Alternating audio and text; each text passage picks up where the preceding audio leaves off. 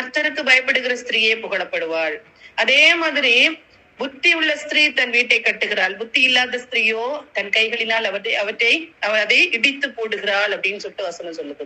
ஒரு குடும்பம் அப்படிங்கிறது பெண்ணின் கையில கர்த்தர் கொடுத்திருக்கிறாரு. அந்த குடும்பத்தை கட்டி எழுப்புகிற பொறுப்பு ஒவ்வொரு பெண்ணுக்கும் உண்டு. எவ்வளவு படித்திருக்கிறாங்க, எவ்வளவு அந்தஸ்துல இருக்கிறாங்க, என்ன பெரிய தாளந்துகளை வைத்திருக்கிறாங்க, இது எல்லாம் இல்ல. எல்லாவற்றுக்கும் மேலாக கர்த்தருக்கு பயந்து தன்னுடைய பிள்ளைகளை, குடும்பத்தை கர்த்தருக்கு நேராக கட்டுகிற ஒரு பெண்ணே புத்தியுள்ள பெண்ணும் கர்த்தருக்கு பிரியமான பெண்ணுமாக இருப்பார். இன்னைக்கு சமத்துவம் பேசி பெண்கள் இன்னைக்கு சீர்குலைந்த நிலைமைக்கு போயிட்டு இருக்கிறாங்க. ஆனா உண்மையாக சத்தியத்தை நம் கர்த்தர் எத்தனையோ பெண்களை நமக்கு பைபிள்ல சொல்லி கொடுத்திருக்காங்க. எத்தனையோ பெண்கள் இந்த பைபிள்ல இருக்கிறாங்க, நமக்கு எக்ஸாம்பிளா இருக்கிறாங்க. ஒவ்வொரு பெண்களும் எவ்வளவு வித்தியாசமா செயல்பட்டாங்க. அந்த கஷ்ட நேரத்துல அந்த ஆண்டவருடைய திட்டத்துக்கு எதிராக நிக்கிற சத்துருவின் பிடியிலிருந்து எப்படி தங்களுடைய குடும்பத்தை காப்பாத்தி கொண்டார்கள், எப்படி ஆண்டவருடைய திட்டத்தை நிறைவேற்றினாங்க அப்படிங்கிறத பைபிள்ல தெளிவா கர்த்தர் சொல்லி வைத்திருக்காரு. அப்படி ஒரு பெண்களா நாம் மாற வேண்டும்.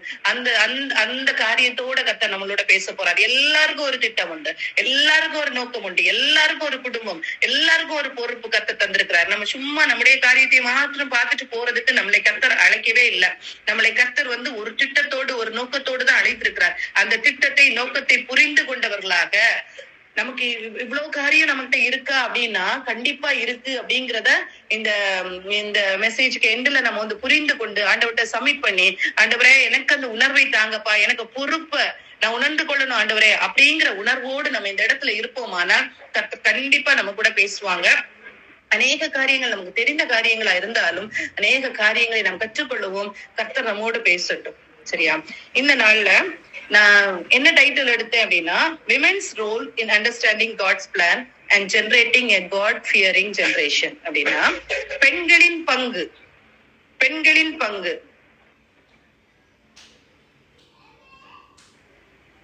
ஆண்டவருடைய திட்டத்தை புரிந்து கொள்ளுகிறதுல பெண்களின் பங்கு என்ன, அதை நிறைவேற்றுகிறதுல பெண்களின் பங்கு என்ன.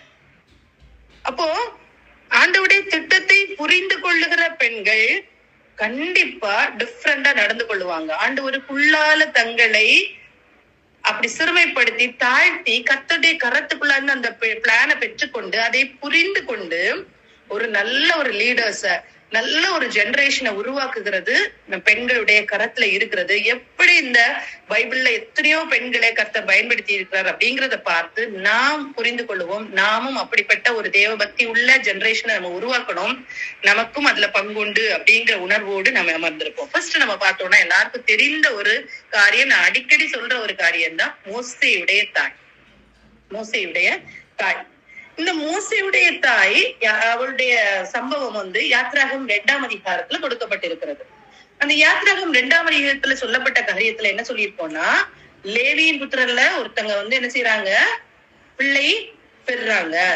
அப்போ அந்த பிள்ளை பெறும்போது அந்த சூழ்நிலை எப்படி இருக்கு அப்படின்னு பார்த்தா, இஸ்ரவேல் ஜனங்கள் எகிப்தின் அடிமைத்தனத்துல இருக்கிறாங்க. அந்த எகிப்தியரின் அடிமைத்தனத்துக்குள்ளால இருக்கும்போது அவங்களுக்கு அது பழகிடுச்சு. அப்படியே என்ன செய்யறாங்கன்னா அந்த அடிமைத்தனத்துக்குள்ளால இருந்துட்டு இருக்காங்க. அந்த அடிமைத்தனத்துக்குள்ளால இருக்கிற அந்த ஜனங்கள் ரொம்ப கஷ்டப்படுத்தப்படுகிறாங்க. அப்போ கர்த்தருக்கு ஒரு திட்டம் உண்டு. நான் ஆபிரகாமை பத்தி பேசும்போதே நான் சொல்லி கொடுத்தேன். ஆபிரகாமுக்கு பிள்ளை இல்லாதிருந்த அந்த காலத்திலேயே கர்த்தர் சொல்லியிருந்தாரு, உன்னுடைய சந்ததி 400 வருஷம் எகிப்து தேசத்துல அடிமையா இருக்கும்.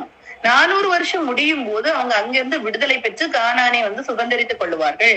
அதுதான் நான் உனக்கு கொடுக்கிற பூமி அப்படின்னு சொல்லிட்டு கர்த்தர் வாக்கு பண்ணியிருப்பார்.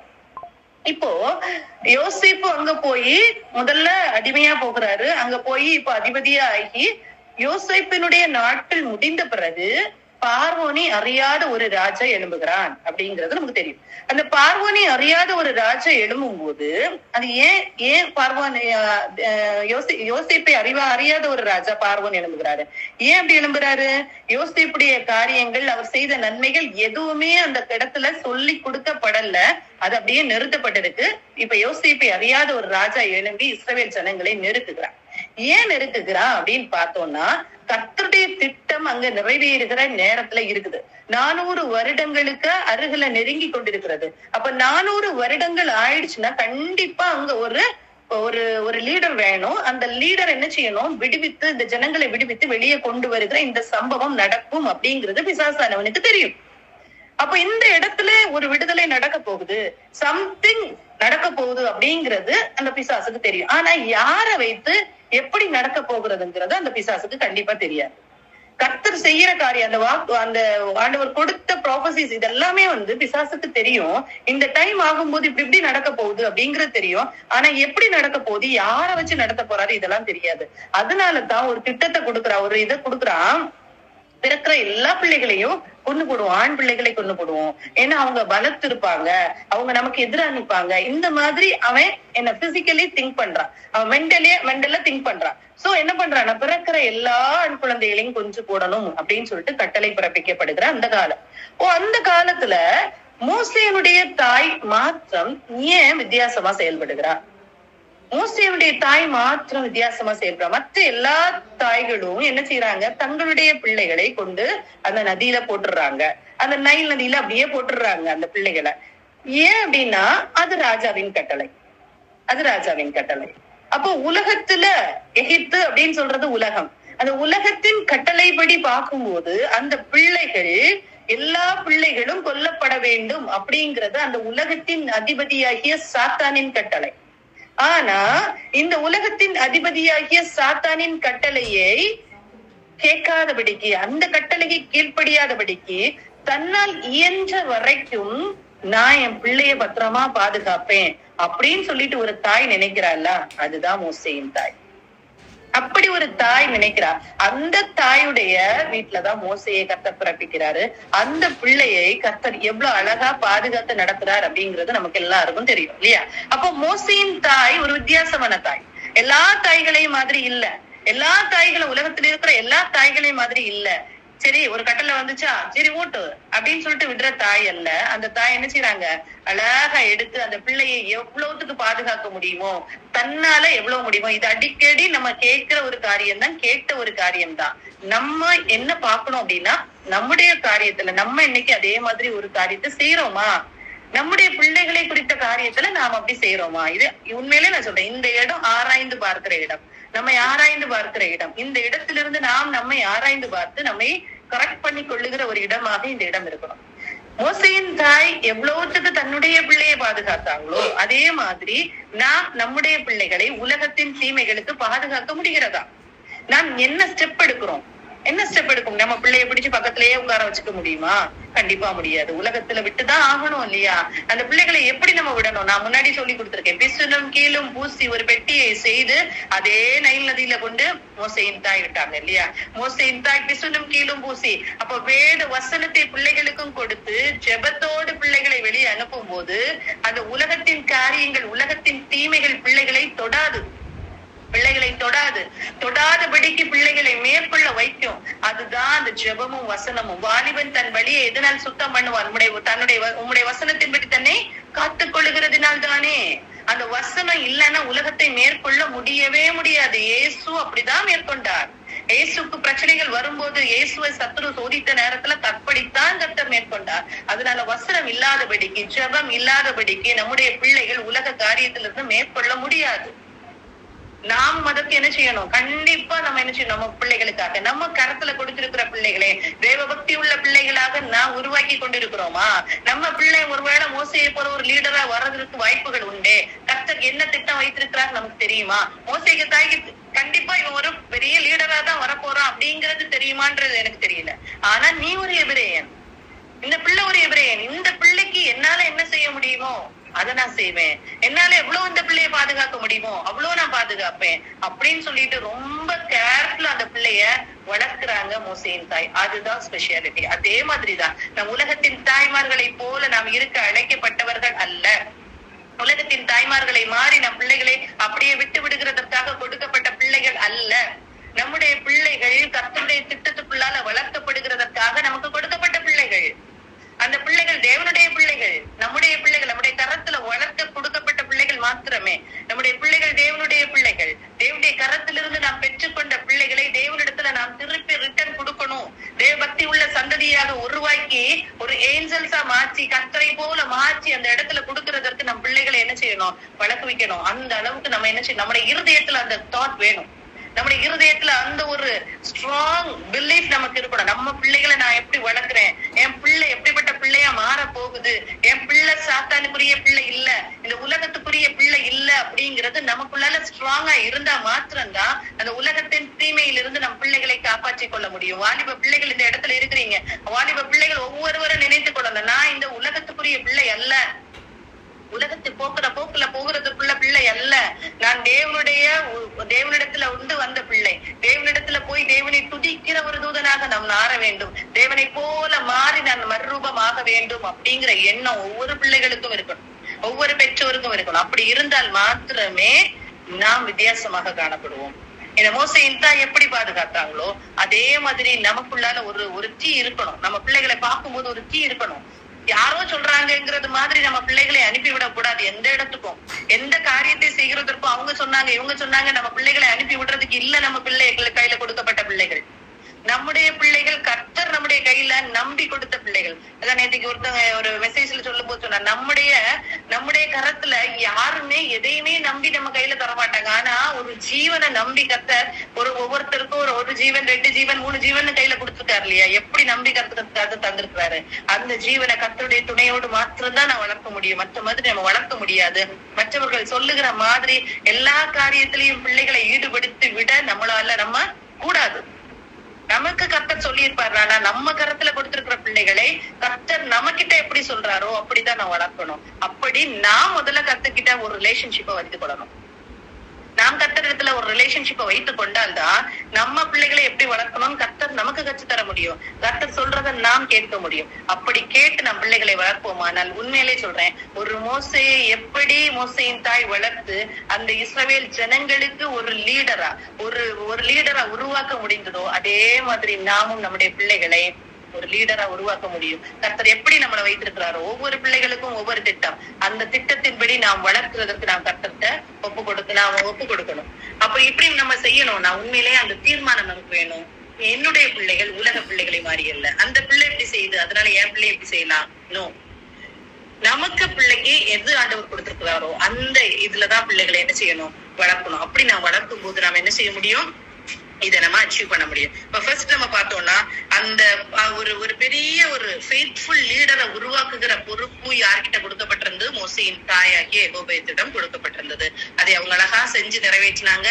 கர்த்தர் உருவாக்குவார். நம்ம அப்படி நம்மளால எவ்வளவு செய்ய முடியுமோ செய்யும் போது கர்த்தர் அந்த பிள்ளை மோசே எப்படி எல்லாம் உருவாக்கினாரோ, வனாந்திரத்துல கொண்டு போய் உருவாக்கினார், எப்படி எல்லாம உருவாக்கினார். எல்லா இடத்துலயும் மோசையை வந்து கர்த்தர் பேசி வழி நடத்துறாரு. இத்தனை திரள் கூட்ட ஜனங்களை வழி நடத்துறதுக்குள்ள ஞானம், புத்தி, அறிவு எல்லாவற்றையும் கொடுத்திருந்தார். அதே மாதிரி நம்முடைய பிள்ளைகளுக்கும் கர்த்தர் என்ன செய்வாரு, கொடுப்பாரு, நடத்துவார். சரியா?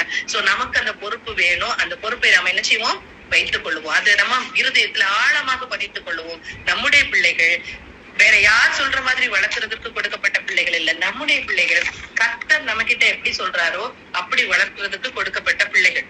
அதை ஒண்ணு நம்ம புரிஞ்சுக்கணும். நாம் கர்த்தரிடத்துல இருந்து பெற்றுக்கொள்ளணும். அந்த பிள்ளைகளை எப்படி வளர்க்கணும் அப்படிங்கிற ஆலோசனைகளை நாம் கர்த்தரிடத்துல இருந்து பெற்றுக்கொள்ளணும்.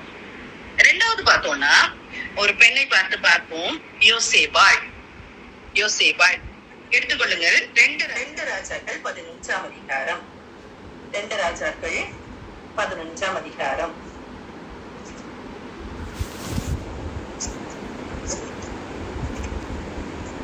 இந்த இதுல பார்த்தோம்னா ஒரு பெண் இருக்காங்க, யோசேபாள் அப்படின்னு சொல்லிட்டு ஒரு பெண் இருக்காங்க. சோ இந்த இன்சிடென்ட் எத்தனை பேருக்கு தெரியும் தெரியல. அந்த தெரிய ரொம்ப சான்சஸ் இருக்கு.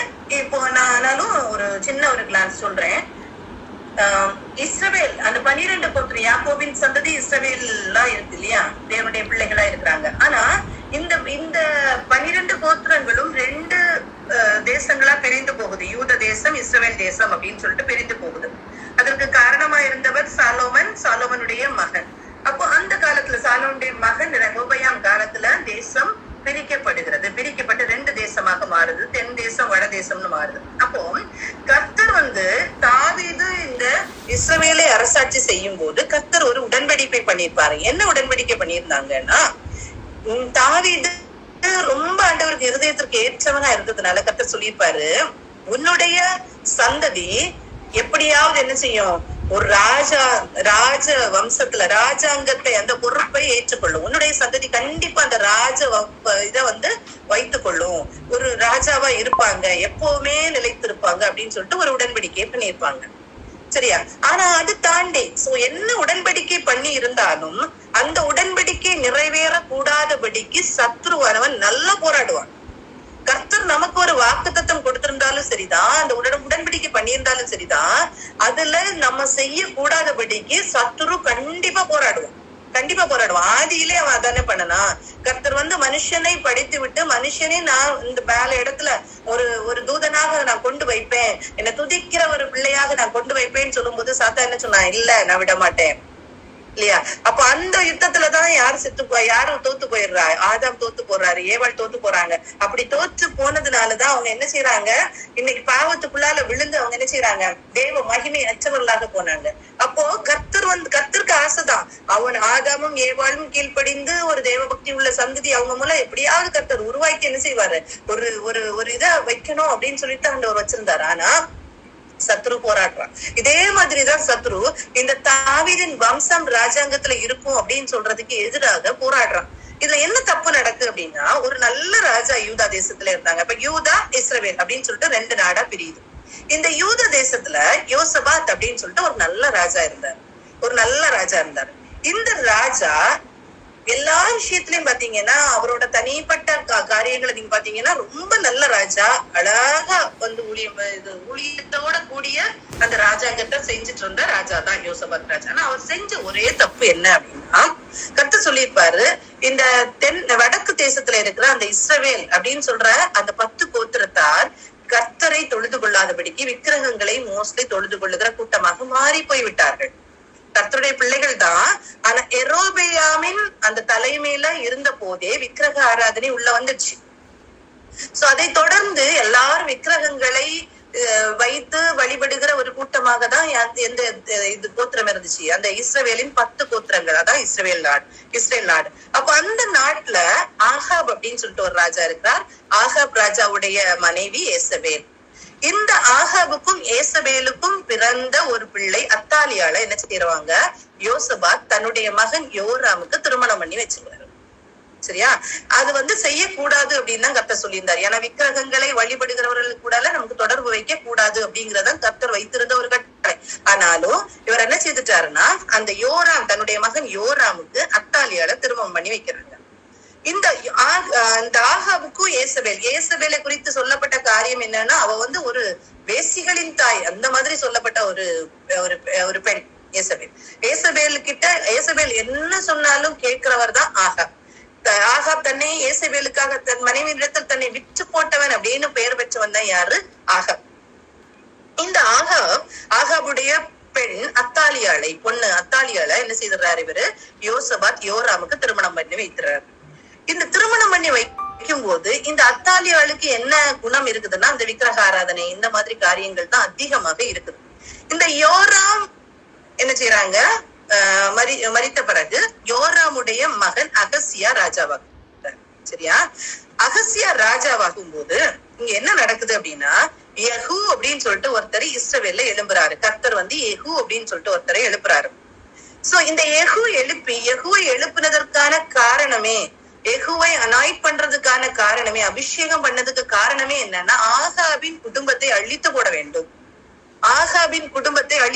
அந்த ஏசபேலின் அந்த தந்திரமான காரியங்கள் எல்லாவற்றையும் அழித்து நிர்மூலமாக்கி போட வேண்டும் என்று எழுப்பப்பட்டவன் தான் யெகூ. அந்த காரியத்தை யெகூ நேர்த்தியாக செய்வார்.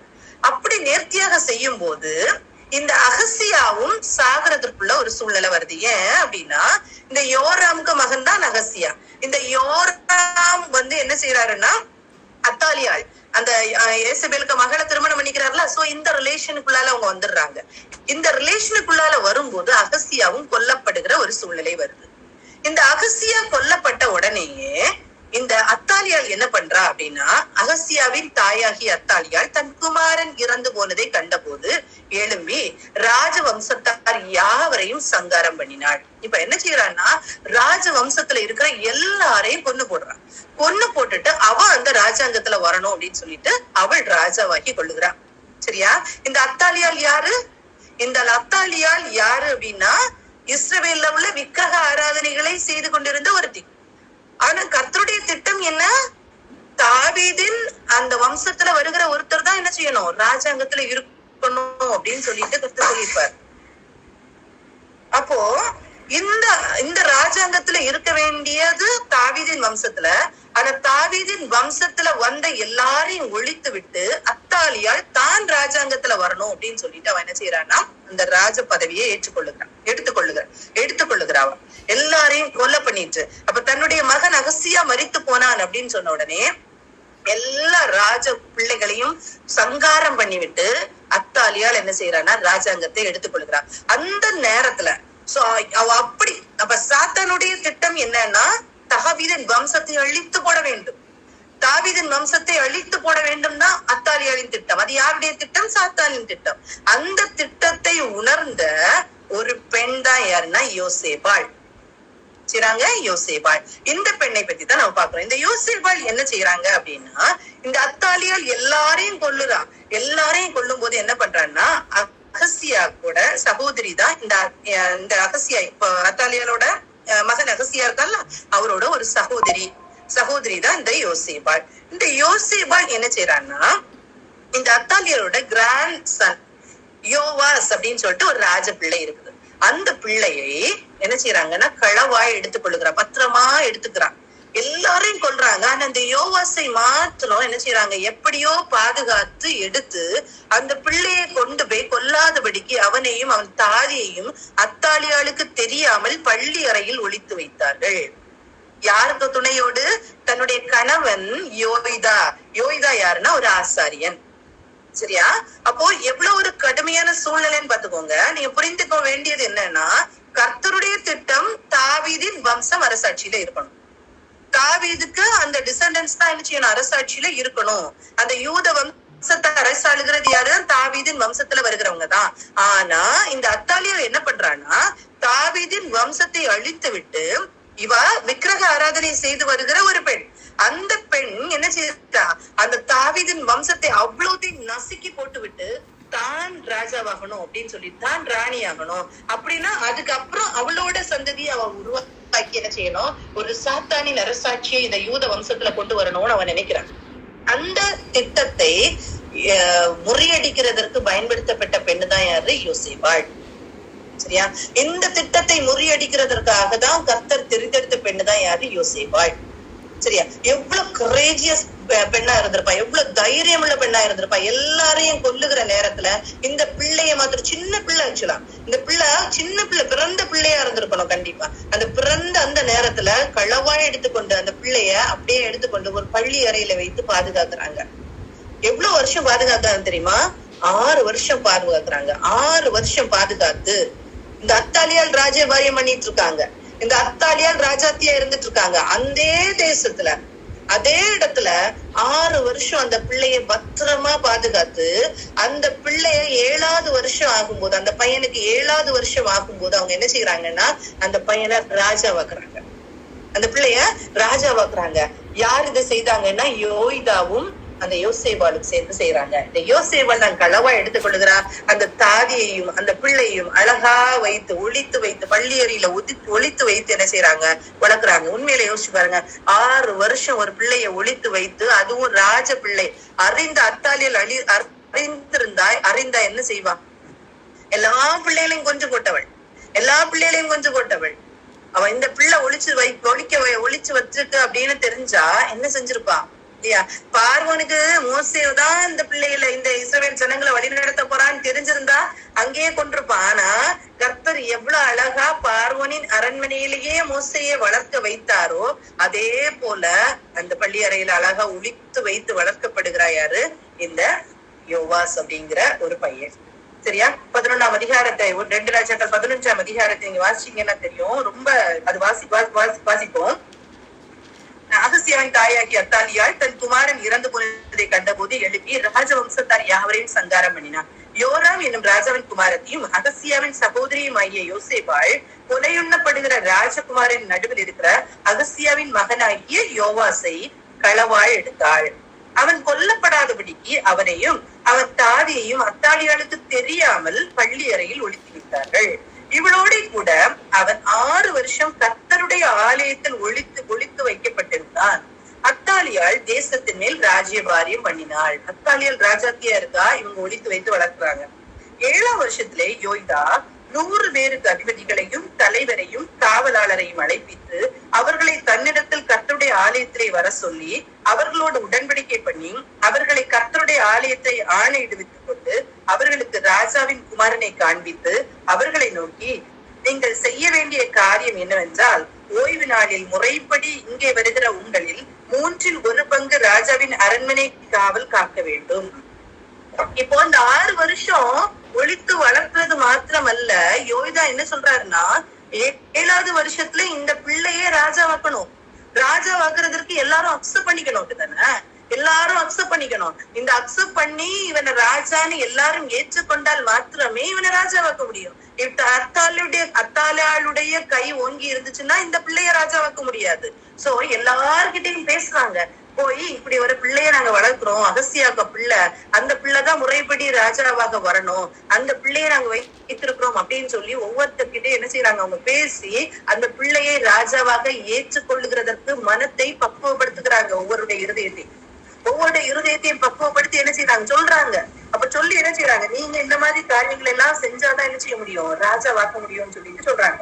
இப்படி அவங்க சொல்லும் போது பாருங்க, ஆலோசனை சொல்றாரு, இப்படியே ஓய்வு நாளில் முறைப்படியே உங்களில் 2 பங்கு பேர் ராஜாவினிடத்தில் கர்த்தருடைய ஆலயத்தை காவல் காக்க வேண்டும். நீங்கள் அவரவர் தங்கள் ஆயுதங்களை கையிலே பிடித்தவர்களாய் ராஜாவை சுற்றிலும் வரிசையாய் நின்று கொண்டிருக்க வேண்டும். வரிசைகளுக்குள் புகுந்து வருகிறவன் கொலை செய்யப்பட கடவன். ராஜா வெளியே போகும்போது உள்ளே வரும்போதும் நீங்கள் அவரோடே இருங்கள் என்றார். எப்படியும் ராஜா அத்தாலியாள் இந்த பிள்ளையை பார்க்கும்போது கண்டிப்பா கொல்லுகிறதற்கு அவளுக்கு ஒரு கூட்டத்தை வைத்திருப்பா. சத்துரு ஒரு கூட்டம் ஒரு பிள்ளை ஒரு திட்டத்துல இருக்கிற பிள்ளையை கொல்லுகிறதற்கு ரெடியா இருக்கும். ஆனா நீங்க என்ன செய்யக்கூடாது, அந்த பிள்ளையை கொல்லுகிறதற்கு அனுமதிக்க கூடாது. ஆசாரியாகிய யோய்தா கட்டளையிட்டபடி எல்லாம் 100 பேருக்கு அதிபதிகள் செய்து அவரவர் ஓய்வு நாளின் முறைப்படி வருகிறவர்களும் முறைப்படி போகிறவர்களும் ஆகிய தங்கள் மனுஷரை கூட்டிக் கொண்டு ஆசாரியனாகிய யோய்தாவினிடத்தில் வந்தார்கள். ஆசாரியன் கர்த்தரின் ஆலயத்தில் தாவீது ராஜா வைத்திருந்த ஈட்டிகளையும் கேடகங்களையும் 100 பேருக்கு அதிபரிடத்தில் கொடுத்தார். காவலாளர் அவரவர் தங்கள் ஆயுதங்களை பிடித்தவர்களாய் ஆலயத்தின் வலது பக்கம் தொடங்கி அதன் இடது பக்கம் மட்டும் பலிபீடத்துக்கு எதிராகவும் ஆலயத்துக்கு எதிராகவும் ராஜாவை சுற்றிலும் நின்றார்கள். அப்பொழுது அவன் ராஜகுமாரனை வெளியே கொண்டு வந்து கிரீடத்தை அவன் மேல் வைத்து சாட்சி நாகமத்தை அவன் கையில் கொடுத்தான். இப்படி அவனை ராஜாவாக்கி அபிஷேகம் பண்ணி ராஜா வாழ்க என்று சொல்லி கை கொட்டினார்கள். இப்படி சொல்லி என்ன செய்யறாங்க, எல்லாரும் சேர்ந்து அந்த பிள்ளையை அபிஷேகம் பண்ணி என்ன செய்யறாங்க, ராஜா வாழ்க அப்படின்னு சொல்லி ஏற்றுக்கொள்ளுகிறாங்க. எத்தனை வயசுல, 7 வயசுல. 7 வயசுல அந்த பிள்ளைய ராஜாவாக்குறாங்க. 6 வருஷம் அந்த பிள்ளையை பத்திரமா பாதுகாக்கணும்னா அந்த யோசேபாலும் அந்த தாதியையும் இந்த யோய்தா எவ்வளவு அழகா பாதுகாத்து அந்த 7 வருஷம் ஆகும்போது அந்த பிள்ளையை ராஜா அப்படிங்கிற பொசிஷன்ல கொண்டு வராங்க. எவ்வளவு தடைகள் பாருங்க, எவ்வளவு கஷ்டங்கள் பாருங்க, எவ்வளவு சாத்தானின் திட்டங்கள் பாருங்க. அப்ப கர்த்தருடைய திட்டம், கர்த்தர் தாவீதோடு பண்ணின உடன்படிக்கையை தகர்த்து போடுகிறதற்கு சத்துரு எவ்வளவு திட்டம் பண்றான், எவ்வளவு அவன் என்ன செய்யறான், பிளான் பண்ணி என்ன பண்றான், இந்த ஜனங்களை எல்லாரும் என்ன செய்யறான், விட்டுறான். இந்த ஜனங்கள் எல்லாத்தையும் அவுத்து விடுறான். அத்தாலியாளுக்கு கீழால போய் அத்தாலியால் எல்லா பிள்ளைகளையும் கொஞ்சாலும் அழகா ஒரு பிள்ளையை ஒழித்து வைத்து அந்த சந்ததி அழிந்து விடக்கூடாது, அப்படின்னு சொல்லிட்டு அந்த யோசேபாள் என்ன செய்யறா, ஒரு தைரியமான முடிவெடுத்து இந்த காரியத்தை என்ன செய்யறாங்க. இப்படி நாமும் என்ன செய்யணும்னா நம்முடைய சந்ததி, நம்முடைய கர்த்தருடைய திட்டம் அழிந்து போகிறதற்கு எதிராக வருகிற எல்லா சத்ருவின் கிரியைகளையும் திட்டங்களையும் நாம் புரிந்து கொண்டவர்களாக நம்முடைய பிள்ளைகளை, நம்முடைய சமுதாயத்தின் பிள்ளைகளை நாம் பாதுகாக்க கடமைப்பட்டிருக்கிறோம். நாம் குடும்பத்தின் பிள்ளைகளை பாதுகாக்க நாம் கடமைப்பட்டிருக்கிறோம். அப்படி நாம் இருக்கும்போது மாத்திரம்தான் நமக்கு அந்த உணர்வு நமக்கு வேணும். அந்த உணர்வு நமக்குள்ளால இருக்கும் போதுதான் நாம் நம்முடைய பிள்ளைகளை பாதுகாத்துக் கொள்ள முடியும். அந்த உணர்வை நாம் என்ன செய்யணும், பெற்றுக்கொள்ள வேண்டும். நம்ம இந்த உலகத்துல இருக்கிறது சும்மா இருக்கிறதுக்கு அல்ல, நம்முடைய பிள்ளைகளுக்கு எதிராக, நம்முடைய சமுதாயத்துல, நம்ம சர்ச்ல இருக்கிற பிள்ளைகளுக்கு எதிராக எத்தனை காரியங்கள் பாருங்க. இன்னைக்கு பிள்ளைகள் ஏன் இன்னைக்கு தேவபக்தி உள்ள சந்ததி இல்லாம போகுதுல்ல. கர்த்தர் கிறிஸ்துவின் சந்ததியை உருவாக்கணும், என்ன போல பிதாவே, நான் உம்மிடத்தில் எப்படி ஒன்றா இருக்கிறேனோ அதே போல இந்த பிள்ளைகள் எல்லாம் என்னிடத்தில் ஒன்றா இருக்கணும்னு வேண்டிக் கொள்கிறேன்னு சொல்லி அன்னைக்கு இயேசு நமக்காக வேண்டிக் கொண்டார் இல்லையா? இன்னைக்கு தேவ பக்தி உள்ள சந்ததிகளை வாலிப பிள்ளைகள் மத்தியில பார்க்க முடியுமான்னு கேட்டா ரொம்ப கஷ்டமா இருக்குது, ரொம்ப கஷ்டமா இருக்கு. அப்படி இல்ல. இன்னைக்கு பிள்ளைகள் ஏன் அழிக்கப்படுறாங்க? நம்முடைய பிள்ளைகள் ஏன் கர்த்தருடைய சந்ததியை விட்டு விலகி ஓடுறாங்க? இந்த சத்ருவின் திட்டத்துக்கு உள்ளாலதான் பிள்ளைகள் இருக்கிறாங்க. கர்த்தருடைய திட்டம் அழிக்கப்பட்டு கொண்டிருக்கிறது. இந்த கர்த்தருடைய திட்டம் அழிக்கப்படாதபடிக்கு ஒரு சந்ததி, ஒரு கிறிஸ்துவின் சந்ததி எழும்பணும்னா ஒரு யோசேபாளை போல நாமும் என்ன செய்யணும்? பிள்ளைகளை தனியா கொண்டு வைத்து பிள்ளைகளை ட்ரெயின் பண்ணணும். கர்த்தருடைய பிள்ளைகளாக ட்ரெயின் பண்ணி கொண்டு வரணும். இந்த உலகத்தின் ஒத்த காரியங்கள் அல்ல. சத்ருவுக்கு விலக்கி அவர் பிள்ளைகளை பாதுகாக்க வேண்டிய பொறுப்பு நம்முடைய கரத்துல இருக்கு. பிள்ளைகளை பாதுகாக்க வேண்டிய பொறுப்பு நம்முடைய கரத்துல இருக்கிறது இல்லையா? அந்த பிள்ளைகளை ஒழித்து வைத்து பாதுகாக்க வேண்டிய பொறுப்பு நம்ம இடத்துல இருக்கு. அப்படி இருக்கும் போதுதான் நம்ம என்ன செய்ய முடியும்? ஒரு ஒரு ஒரு அந்த அந்த தாவீதின் சந்ததி அழிந்து போகாதபடிக்கு, அந்த கிறிஸ்துவின் சந்ததி, தேவபக்தி உள்ள சந்ததி அழிந்து போகாதபடிக்கு காக்கப்பட வேண்டும். ஆதி ஆகமத்துல இங்க பார்த்து பாருங்க, ஆதியில பாருங்க, காயினும் ஆபேலும் என்ன செய்தாங்க? ஆதாமும் ஏவாளுக்கும் பிள்ளைகளா இருந்தாங்க. அந்த காயின் வந்து என்ன செய்யறான்? சாத்தானுக்கு தன்னை விற்று போட்டு சாத்தானோட சேர்ந்து வந்து அந்த தேவ பக்தி உள்ள சந்ததியாக பிறக்க வேண்டிய ஆபேலை கொஞ்சம் போடுகிறான் இல்லையா? அந்த அன்னைக்கே அந்த சாத்தான் அப்படிதான் அந்த சந்ததி வளராதபடிக்கு அழித்து போடுகிறதற்கு அவ்வளவுத்துக்கு பிரயாசப்படான். அவ்வளவு ஜனங்களை என்ன செய்யறான்? அவன் ஏற்படுத்துறான். அப்படி சாத்தானின் திட்டத்தை கேரி பண்ணிட்டு இன்னைக்கு நிறைய ஜனங்கள் இருக்கிறாங்க. கர்த்தருடைய திட்டத்தை கேரி பண்றவங்க இன்னைக்கு கொஞ்சம் குறைவாதான் இருக்கிறாங்க, ரொம்ப குறைவா இருக்கு. நம்முடைய குடும்பத்தை எடுத்துக்கொள்வோமே சரி, நம்முடைய சர்ச் எடுத்துக்கொள்வோமே சரி, எந்த செட்டு மெஜாரிட்டியா இருக்கு? கர்த்தருடைய திட்டத்தை சுமக்கிற செட் இருக்கா? இல்ல சாத்தானுடைய திட்டத்தை செயல்படுத்துகிறவர்களா இருக்கிறாங்களா? நம்ம பிசிக்கல் ஐஸ வச்சு பாக்காதீங்க. எல்லாரும் மனுஷர்களை மாறிதான் தெரிவாங்க. எத்தனை பேர் கர்த்தருடைய திட்டத்தை சுமந்து கொண்டிருக்கிறார்கள்? கர்த்தருடைய திட்டத்தை சுமந்து கொண்டிருக்கிறவர்கள் எத்தனை பேர் அந்த சாத்தானின் திட்டத்தை சுமந்து இந்த கர்த்தருடைய திட்டத்தை அழிக்க நினைக்கிறவர்கள் எத்தனை பேர் இல்லையா? அது எத்தனை விதமான வஞ்சனைகளாகவும் இருக்கலாம். எத்தனையோ விதமான வஞ்சனைகள்ல இன்னைக்கு அழிக்கப்படுறாங்க பிள்ளைகள். எத்தனையோ விதமான காரியங்கள்ல என்ன செய்யறாங்க? அழிக்கப்படுறாங்க. அப்படி இல்லாதபடிக்கு நாம் காத்துக்கொள்வோம். நம்முடைய பிள்ளைகள் கண்டிப்பா பாதுகாக்கப்படணும். நம்முடைய பிள்ளைகள் கண்டிப்பா பாதுகாக்கப்படணும். ஒரு தேவ பக்தி உள்ள சந்ததி உருவாகித்தான் ஆகணும். அன்னைக்கு காயின ஆபேல் அழித்தது மாதிரி நாம் அந்த சந்ததியை அழிக்க விடக்கூடாது. அதுக்கப்புறம் சேர்த்து பிறக்கிற வரைக்கும் அந்த சாத்தானின் சந்ததி, அந்த காயினின் சந்ததி பெருகி கொண்டே இருந்தது. சேத்தின் சந்ததி வர்ற வரைக்கும் கர்த்தரை தொழுது கொள்வதற்கு ஆள் இல்ல. அதே மாதிரி நாம இன்னைக்கு என்ன செய்யக்கூடாது? விட்டு கொடுத்து விடக்கூடாது. நம்முடைய குடும்பத்தை விட்டு கொடுத்து விடக்கூடாது. நம்ம குடும்பத்தின் பிள்ளைகளை விட்டு கொடுத்து விடக்கூடாது. நம்முடைய குடும்பத்தின் பிள்ளைகள் ஒவ்வொருவருக்காக நாம் நிக்கணும். நம்முடைய திருச்சபையின் பிள்ளைகளுக்காக நாம் நிக்கணும். நம்ம தெரிந்த பிள்ளைகளுக்காக, அன்னோன் எல்லாருக்காக நம்ம நிக்கணும். அட்லீஸ்ட் நமக்கு தெரிந்தவர்களை கண்கள் முன்னால கொண்டு வந்து நம்ம என்ன செய்யணும்? அந்த காரியத்துக்காக நாம் நின்னுதான் ஆகணும். அப்படி இல்லைன்னா கர்த்தருடைய திட்டத்தை சுமக்கிறவர்கள் நாம் அல்ல. இந்த யோசேபாளை மாறி கர்த்தருடைய திட்டத்தை சுமக்கிறவர்களாக நாம் அல்ல. பெண்கள் கிட்ட கர்த்தர் எதிர்பார்க்கிற காரியங்கள் தான். வீட்டுக்குள்ள இருந்து நம்முடைய வேலைகளை பார்த்து கொண்டு சும்மா இருக்கிறதற்கு அல்ல. ஒவ்வொரு நிமிடமும் இந்த கர்த்தருடைய திட்டத்தை நாம் என்ன செய்யணும்? சுமந்து கொண்டுகிறவர்களாக நாம் இருக்கணும். அப்பதான் அந்த கர்த்தருடைய திட்டம் நிறைவேற்றப்படும். இன்னைக்கு ஈஸியா நம்ம சொல்லுவோம்ல, எவ்வளவு ஈஸியா சத்ருவின் கையில பிள்ளைகள் விழுறாங்களோ அவ்வளவு ஈஸியா விழுந்துட்டு இருக்காங்க. சத்ரு எவனை விழுங்கலாமோ என்று வகை தேடி சுற்றி திரிகிறான் இல்லையா? அந்த வகை தேடி சுற்றி திரிகள் நம்முடைய பிள்ளைகள் ஈஸியா போய் விழுந்துடுறாங்க உள்ள.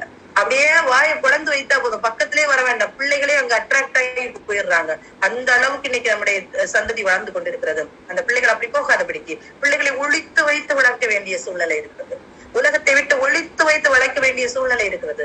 அப்படி நாம் வளர்த்து ஒரு நாள் அந்த பிள்ளைகளை ட்ரெயின் அப் பண்ணி மெச்சுவர் ஆக்கி நம்ம என்ன செய்யணும்? இந்த உலகத்தை சந்திக்க அனுப்பணும். அதுக்கப்புறம் நீங்க பாருங்க, இந்த யோவாஸ் வந்து அழகா என்ன செய்வார்? ராஜ்யபாரம் பண்ணுவாரு. ஸ்டார்டிங் அவருக்கு ரொம்ப நல்லா இருக்கும். ரொம்ப அழகான அரசாட்சி செய்வார். ரொம்ப நல்ல அரசாட்சி செய்வார். அந்த அரசாட்சியை அவர் செய்து கடைசியில அவர் வந்து ஒரு தோற்று போன ராஜாவா தான் இருப்பாரு. ஆனா அது அவருடைய பெருமையினால வந்தது. மத்த மாதிரி நல்ல ஒரு ராஜாவா இருப்பாரு. நம்மளால என்ன பண்ண முடியுமோ அதை நாம் செய்யணும். நம்மளால என்ன செய்ய முடியுமா? நாம அதை கண்டிப்பா என்ன செய்யணும். மீதி காரியத்தை யோசேபாளால அந்த பிள்ளையை களவா எடுத்துக்கொண்டு ஒளித்து வைத்து வளர்க்க முடிந்தது. யோய்தா என்ன செய்யறாரு? அந்த பிள்ளையை வளர்த்து ராஜாவாக்குறதுக்குள்ள காரியங்களை எல்லாம் யோய்தாய் செய்யறாரு. கர்த்தர் கூட இருந்த மற்ற காரியங்களை எல்லாம் என்ன செய்யறாரு? அவர் என்ன செய்யறாரு? அதை ஏற்படுத்தி கொடுக்கிறாரு. இப்படி நாம் என்ன செய்யணும்? ஒரு கூட்ட பிள்ளைகளை நாம் என்ன செய்யணும்? உருவாக்குறதற்கு நாம் கடமைப்பட்டிருக்கிறோம். யோசேபாளுக்கு கொடுக்கப்பட்ட பொறுப்பு நமக்கும் கொடுக்கப்பட்டிருக்கிறது. சரியா? யோசேபாளுக்கு கொடுக்கப்பட்டுள்ள பொறுப்பு நமக்கும் கொடுக்கப்பட்ட, கண்டிப்பா நம்முடைய பிள்ளைகளுக்காக நாம் நிற்க கடமைப்பட்டிருக்கிறோம். அடுத்தது பார்த்தோம்னா மூன்றாவதாக நாம் பார்க்கும்போது உள்தாள். இந்த இது பார்க்கும்போது பாருங்க, இந்த யோசேபாளை குறித்ததான காரியம் 2 நாளாகவும் 22, 23 அந்த அதிகாரங்கள்லயும் சொல்லப்பட்டிருக்கும். 1 ராஜாக்கள் 11ஆம் அதிகாரம் 12ஆம் அதுலயும் இருக்கும். 2 நாளாகவும் 22, 23 அந்த அதிகாரங்கள்லயும் இருக்கும். சோ அந்த ஒரு கஷ்டமான, எல்லாரையும் கொலை பண்ணுகிற அந்த ஒரு கஷ்டமான சூழ்நிலையில கூட கர்த்தருடைய கட்டளையை சுமந்து கொண்டு நடந்தவள் தான் யாரு? யோசேபாள். அடுத்தது பார்த்தோம்னா உள்தாள். 2 ராஜாக்கள் 22ஆம் அதிகாரத்தை எடுத்து வைத்துக் கொள்வோம். 2 ராஜாக்கள் 22ஆம் அதிகாரத்தை எடுத்து வைத்துக் கொள்வோம். 2 ராஜாக்கள் 22ஆம் அதிகாரம். இந்த அதிகாரத்தை பார்க்கும்போது யார் இந்த இடத்துல ராஜாவா இருக்கிறார் அப்படின்னு பார்த்தா யோசியா அப்படின்னு சொல்லிட்டு ஒரு ராஜா இருக்கிறார். சரியா? யோசியா அப்படின்னு ஒரு ராஜா இருக்கிறார். இந்த ராஜாவாகிற அந்த நாட்களுக்கு முன்னால இருந்த ராஜா யாருன்னா மனாசே, அதுக்கப்புறம் அவருடைய மகன் ஆமோன். சரியா? இவங்க 2 பேரும் பாத்தீங்கன்னா ரொம்ப ஆண்டவருக்கு பிரியமில்லாத காரியத்தை செய்வாங்க. விக்கிரக தோப்புகளை உண்டாக்கி அந்த சர்ச்சுக்குள்ள கூட விக்கிரக தோப்புகளை எல்லாம் உண்டு பண்ணி வைத்து தங்கள் பிள்ளைகளை தீக்கடக்க பண்ணி இப்படி எல்லாம் பண்ணவங்கதான் யாரு? இந்த யோசியா ராஜாவோட முன்னால இருந்த ராஜாக்கள். நீங்க இத பாத்தீங்கன்னா அவங்களுடைய பாவம் எப்படி இருந்தது அப்படின்னு பார்த்தோம்னா 2 ராஜாக்கள் 21ஆம் அதிகாரம் 5ஆம் வசனத்துல இருந்து பாருங்க. கர்த்தருடைய ஆலயத்தின் 2 பிரகாரங்களிலும் வானத்தின் சேனைகளுக்கெல்லாம் பலிபீடங்களை கட்டி தன் குமாரரை தீமிதிக்க பண்ணி நாள் பார்க்கிறவனும் நிமித்தம் பார்க்கிறவனுமாயிருந்து அஞ்சனம் பார்க்கிறவர்களையும் குறி சொல்லுகிறவர்களையும் வைத்து கர்த்தருக்கு கோபம் உண்டாக அவர் பார்வைக்கு பொல்லாப்பானதை மிகுதியாய் செய்தான். இந்த ஆலயத்திலும் அப்படின்னா எருசலேம் ஆலயத்திலும் நான் இஸ்ரவேலின் சகல கோத்திரங்களிலிருந்து தெரிந்து கொண்ட எருசலேமிலும் என் நாமத்தை என்றைக்கு விளங்க பண்ணுவேன் என்று கர்த்தர் தாவீதோடும் அவன் குமாரனோடும் சாலமோனோடும் சொல்லி குறித்த ஆலயத்திலே அவன் பண்ணின தோப்பு விக்கிரகத்தை வைத்தான். தோப்பு விக்கிரத்தை எல்லாம் எருசலேம் தேவாலயத்துக்குள்ளால கொண்டு வைக்கிறான். சரியா? அது மாதிரி 16ஆம் வசனத்தை வாசிச்சு பாருங்க. அந்த இடத்துல சொல்லியிருக்கோம், கர்த்தரின் பார்வைக்கு பொல்லாப்பானதை செய்யும்படியாக மனாசே யூதாவை பாவம் செய்ய பண்ணின அந்த பாவமும் தவிர அவன் எருசலேமை 4 மூலை வரைக்கும் இரத்த பழிகளால் நிரம்பத்தக்கதாய் குற்றமில்லாத இரத்தத்தையும் மிகுதியாய் சிந்தினான். குற்றமில்லாத இரத்தத்தை சிந்தனை. இவ்வளவு பாவம் பெருகி இருக்கிறது. ஆமோனுடைய காரியமும் சொல்லியிருக்கோம் பாருங்க. 21ஆம் வசனம் பாருங்க. 20ஆம் வசனம். அவன் தன் தகப்பனாகிய மனாசே செய்தது போல கர்த்தரின் பார்வைக்கு பொல்லாப்பானதை செய்து தன் தகப்பன் நடந்த எல்லா வழிகளிலும் நடந்து தன் தகப்பன் சேவித்த நரகலான விக்கிரகங்களை சேவித்து அவனை பணிந்து கொண்டு கர்த்தரின் வழியிலே நடவாமல் தன் பிதாக்களின் தேவனாகிய கர்த்தரை விட்டு விட்டான். ஆமோன் ஊழியக்காரன் அவனுக்கு விரோதமாக கட்டுப்பாடு பண்ணி ராஜாவை அவன் அரண்மனையிலே கொன்று போட்டார்கள். அப்படியே கொன்று போட்டு அந்த ஆமோனுடைய குமாரன் தான் யாரு? யோசியா. இந்த இவ்வளவு மோசமான இருந்த அந்த ராஜாவுடைய மகன் தான் யாரு? யோசியா. ஆனா யோசியா ராஜாவாகிற போது அவனுடைய வயது எவ்வளவுன்னா 8 வயசு. இந்த யோசியா என்ன செய்யறாருன்னா கர்த்தருடைய பார்வைக்கு செம்மையான காரியத்தை செய்யறாரு. 2வது வசனத்தை சொல்லியிருக்கோம், அவன் கர்த்தரின் பார்வைக்கு செம்மையானதை செய்து தன் தகப்பனாகிய தாவீதின் வழியிலெல்லாம் வலது இடதுபுறம் விலகாமல் நடந்தாள். சோ இதுக்கு காரணம் யாரா இருந்திருப்பாங்கன்னா அவனுடைய தாய் எதித்தாள். ஃபர்ஸ்ட் வர்ஸ்ல இருக்கு, அவனுடைய தாயின் பேர் எதித்தாள். அப்ப ரொம்ப மோசம். ஆனா அவனுடைய தாய் கண்டிப்பா என்ன செய்திருப்பாங்க? இந்த யோவாச அழகா வளர்த்திருப்பாங்க. அதனாலதான் அவன் 8 வயசா இருக்கும் போதே என்ன செய்யறாரு? இந்த மாதிரி என்னென்ன தவறுகள் தன்னுடைய தகப்பன் செய்து விக்கிரக கோட்டையாக்கி வச்சிருந்தாங்களோ அதை அந்த தாய் தான் என்ன செய்யறாங்க? வளர்க்குறாங்க. அந்த தாய் எதித்தாள் அப்படிங்கிற தாய் தான் என்ன செய்யறாங்க? வளர்க்குறாங்க. அல்லனா எப்படி வந்திருக்கும்? யோசிச்சு பாருங்க. 8 வயசான பிள்ளைக்கு அப்பா அவ்வளவு மோசமா நாட்டை ஆக்கி வைத்திருக்காங்க. அம்மா கண்டிப்பா என்ன செய்திருப்பாங்க? அந்த பிள்ளைக்கு அந்த தவறுகளை சொல்லி கொடுத்திருப்பாங்க. சொல்லி கொடுக்கறதுனாலதான் அந்த பிள்ளை என்ன செய்யுது? கர்த்தருக்கு பிரியமான ஒரு பிள்ளையாக வளர்ந்து வருது. வந்து பாருங்க, அழகா அந்த அந்த அவன் வந்து ராஜாவாக அந்த ஸ்டார்டிங்லயே அவர் என்ன செய்யறாருன்னா அந்த ஆலயத்தை சுத்தம் பண்றாரு. ஆலயத்துல விக்கிரகங்களை நிறைத்து வைத்திருந்த அந்த ஆலயத்தை அவர் சுத்தம் பண்றாரு. ராஜாவாகிய யோசியாவின் 18ஆம் வருஷத்திலே ராஜா மெசுல்லாமின் குமாரனாகிய அத்சலியாவின் மகன் சாப்பான் என்னும் சம்பிரதியை கர்த்தரின் ஆலயத்துக்கு அனுப்பி பிரதான ஆசாரணியாகிய இல்கியாவின் இடத்தில் போய் கர்த்தருடைய ஆலயத்துக்கு கொண்டு வரப்பட்டதும் வாசல் காக்கிறவர்கள் ஜனத்தின் கையிலே வாங்கப்பட்டதுமான பணத்தை அவன் தொகை பார்த்து என்ன செய்யறாங்க, இதெல்லாம் கிளியர் பண்ணு அப்படின்னு சொல்லி கொடுக்குறாங்க. 8வது வசனத்துக்கு வந்துருங்க. 8வது வசனத்துல சொல்லியிருக்கு, அப்பொழுது பிரதான ஆசாரணியாகிய இல்கியா சம்பிரதியாகிய சாப்பானை நோக்கி, நான் கர்த்தரின் ஆலயத்திலே நியாயப்பிரமாண புஸ்தகத்தை கண்டுபிடித்தேன் என்று சொல்லி அந்த புஸ்தகத்தை சாப்பானிடத்தில் கொடுத்தான். அவன் அதை வாசித்தான்.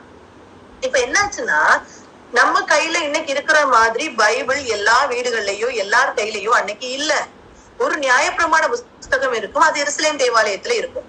ஆனா இந்த எருசலேம் தேவாலயத்துல இருக்கிற நியாயப்பிரமாண புஸ்தகம் எங்க போச்சுன்னே தெரியாத அளவுக்கு என்ன செய்யறாங்க, அப்படியே அதை வந்து அப்படியே விட்டுறாங்க. சில வீடுகள்ல இருக்கும்ல, பைபிளை யூஸ் பண்றதே கிடையாம இருக்கும் இல்லையா, அதே மாதிரி நியாயப்பிரமாண புஸ்தகம் கையில எடுக்கிறதே இல்ல, அவங்க சர்ச்ல யூஸ் பண்ணவே இல்லை. இப்பதான் சர்ச்சில் டெம்பிள் மாதிரி ஆயிடுச்சுல்ல, ஃபுல்லா என்ன செய்யுது, விக்கிரக தோப்பு மாதிரி நிறைந்து இருக்கிறது இல்லையா. இந்த நியாயப்பிரமாண புஸ்தகத்துக்கு அங்க வேலையே இல்லை. மக்கள் எல்லாம் இஷ்டத்துக்கு விக்கிரகங்களை அடங்கி கொண்டு வாழ்ந்து கொண்டு இருக்கிறாங்க. இவர் ஆலயத்தை தூய்மைப்படுத்தும் போது அங்க என்ன நடக்குது, இந்த நியாயப்பிரமாண புஸ்தகத்தை கண்டுபிடித்தேன் அப்படின்னு சொல்லிட்டு இல்கியா என்ன செய்யறாரு, கொண்டு வராரு. அப்பொழுது சம்பிரதியாகிய சாப்பான் ராஜாவினிடத்துல வந்து ராஜாவுக்கு மறு உத்தரவு சொல்லி ஆலயத்தை தொகையிட்டு கண்ட பணத்தை அடியார் சேர்த்து கட்டி அதை கர்த்தருடைய ஆலயத்தின் வேலையை விசாரிக்கிறவர் கையிலே கொடுத்தார்கள் என்றார். சம்பிரதியாகிய சாப்பான் பின்னும் ராஜாவை நோக்கி, ஆசாரியனாகிய இல்கியா என்னிடத்தில் ஒரு புஸ்தகத்தை கொடுத்தான் என்று அறிவித்து அதை ராஜாவுக்கு முன்பாக வாசித்தான். அவர் வாசிக்கிறாரு. ராஜா நியாயப்பிரமாண புஸ்தகத்தின் வார்த்தைகளை கேட்ட போது தன் வஸ்திரங்களை கிழித்துக் கொண்டு, ஏன் கிழித்துக் கொள்கிறாரு, நியாயப்பிரமாண புஸ்தகத்தை வாசிக்கும் போது அவருக்கு தெரியுது எவ்வளவு பாவம் பண்ணியிருக்கோம், எவ்வளவு பாவம் பண்ணியிருக்கோம் அப்படிங்கறது அவருக்கு தெரியுது. எப்ப தெரியுமா தெரியும், நம்ம எவ்வளவு பாவம் பண்ணியிருக்கோம்னு வசனத்தை வாசிச்சாதான் தெரியும். இல்லன்னா நாம் எல்லாரும் நீதிமான், நம்முடைய பார்வைக்கு நாம் எல்லாரும் நீதிமான். ஆனா கர்த்தருடைய பார்வைக்கு நாம் நீதிமான்களா இருக்க முடியாது.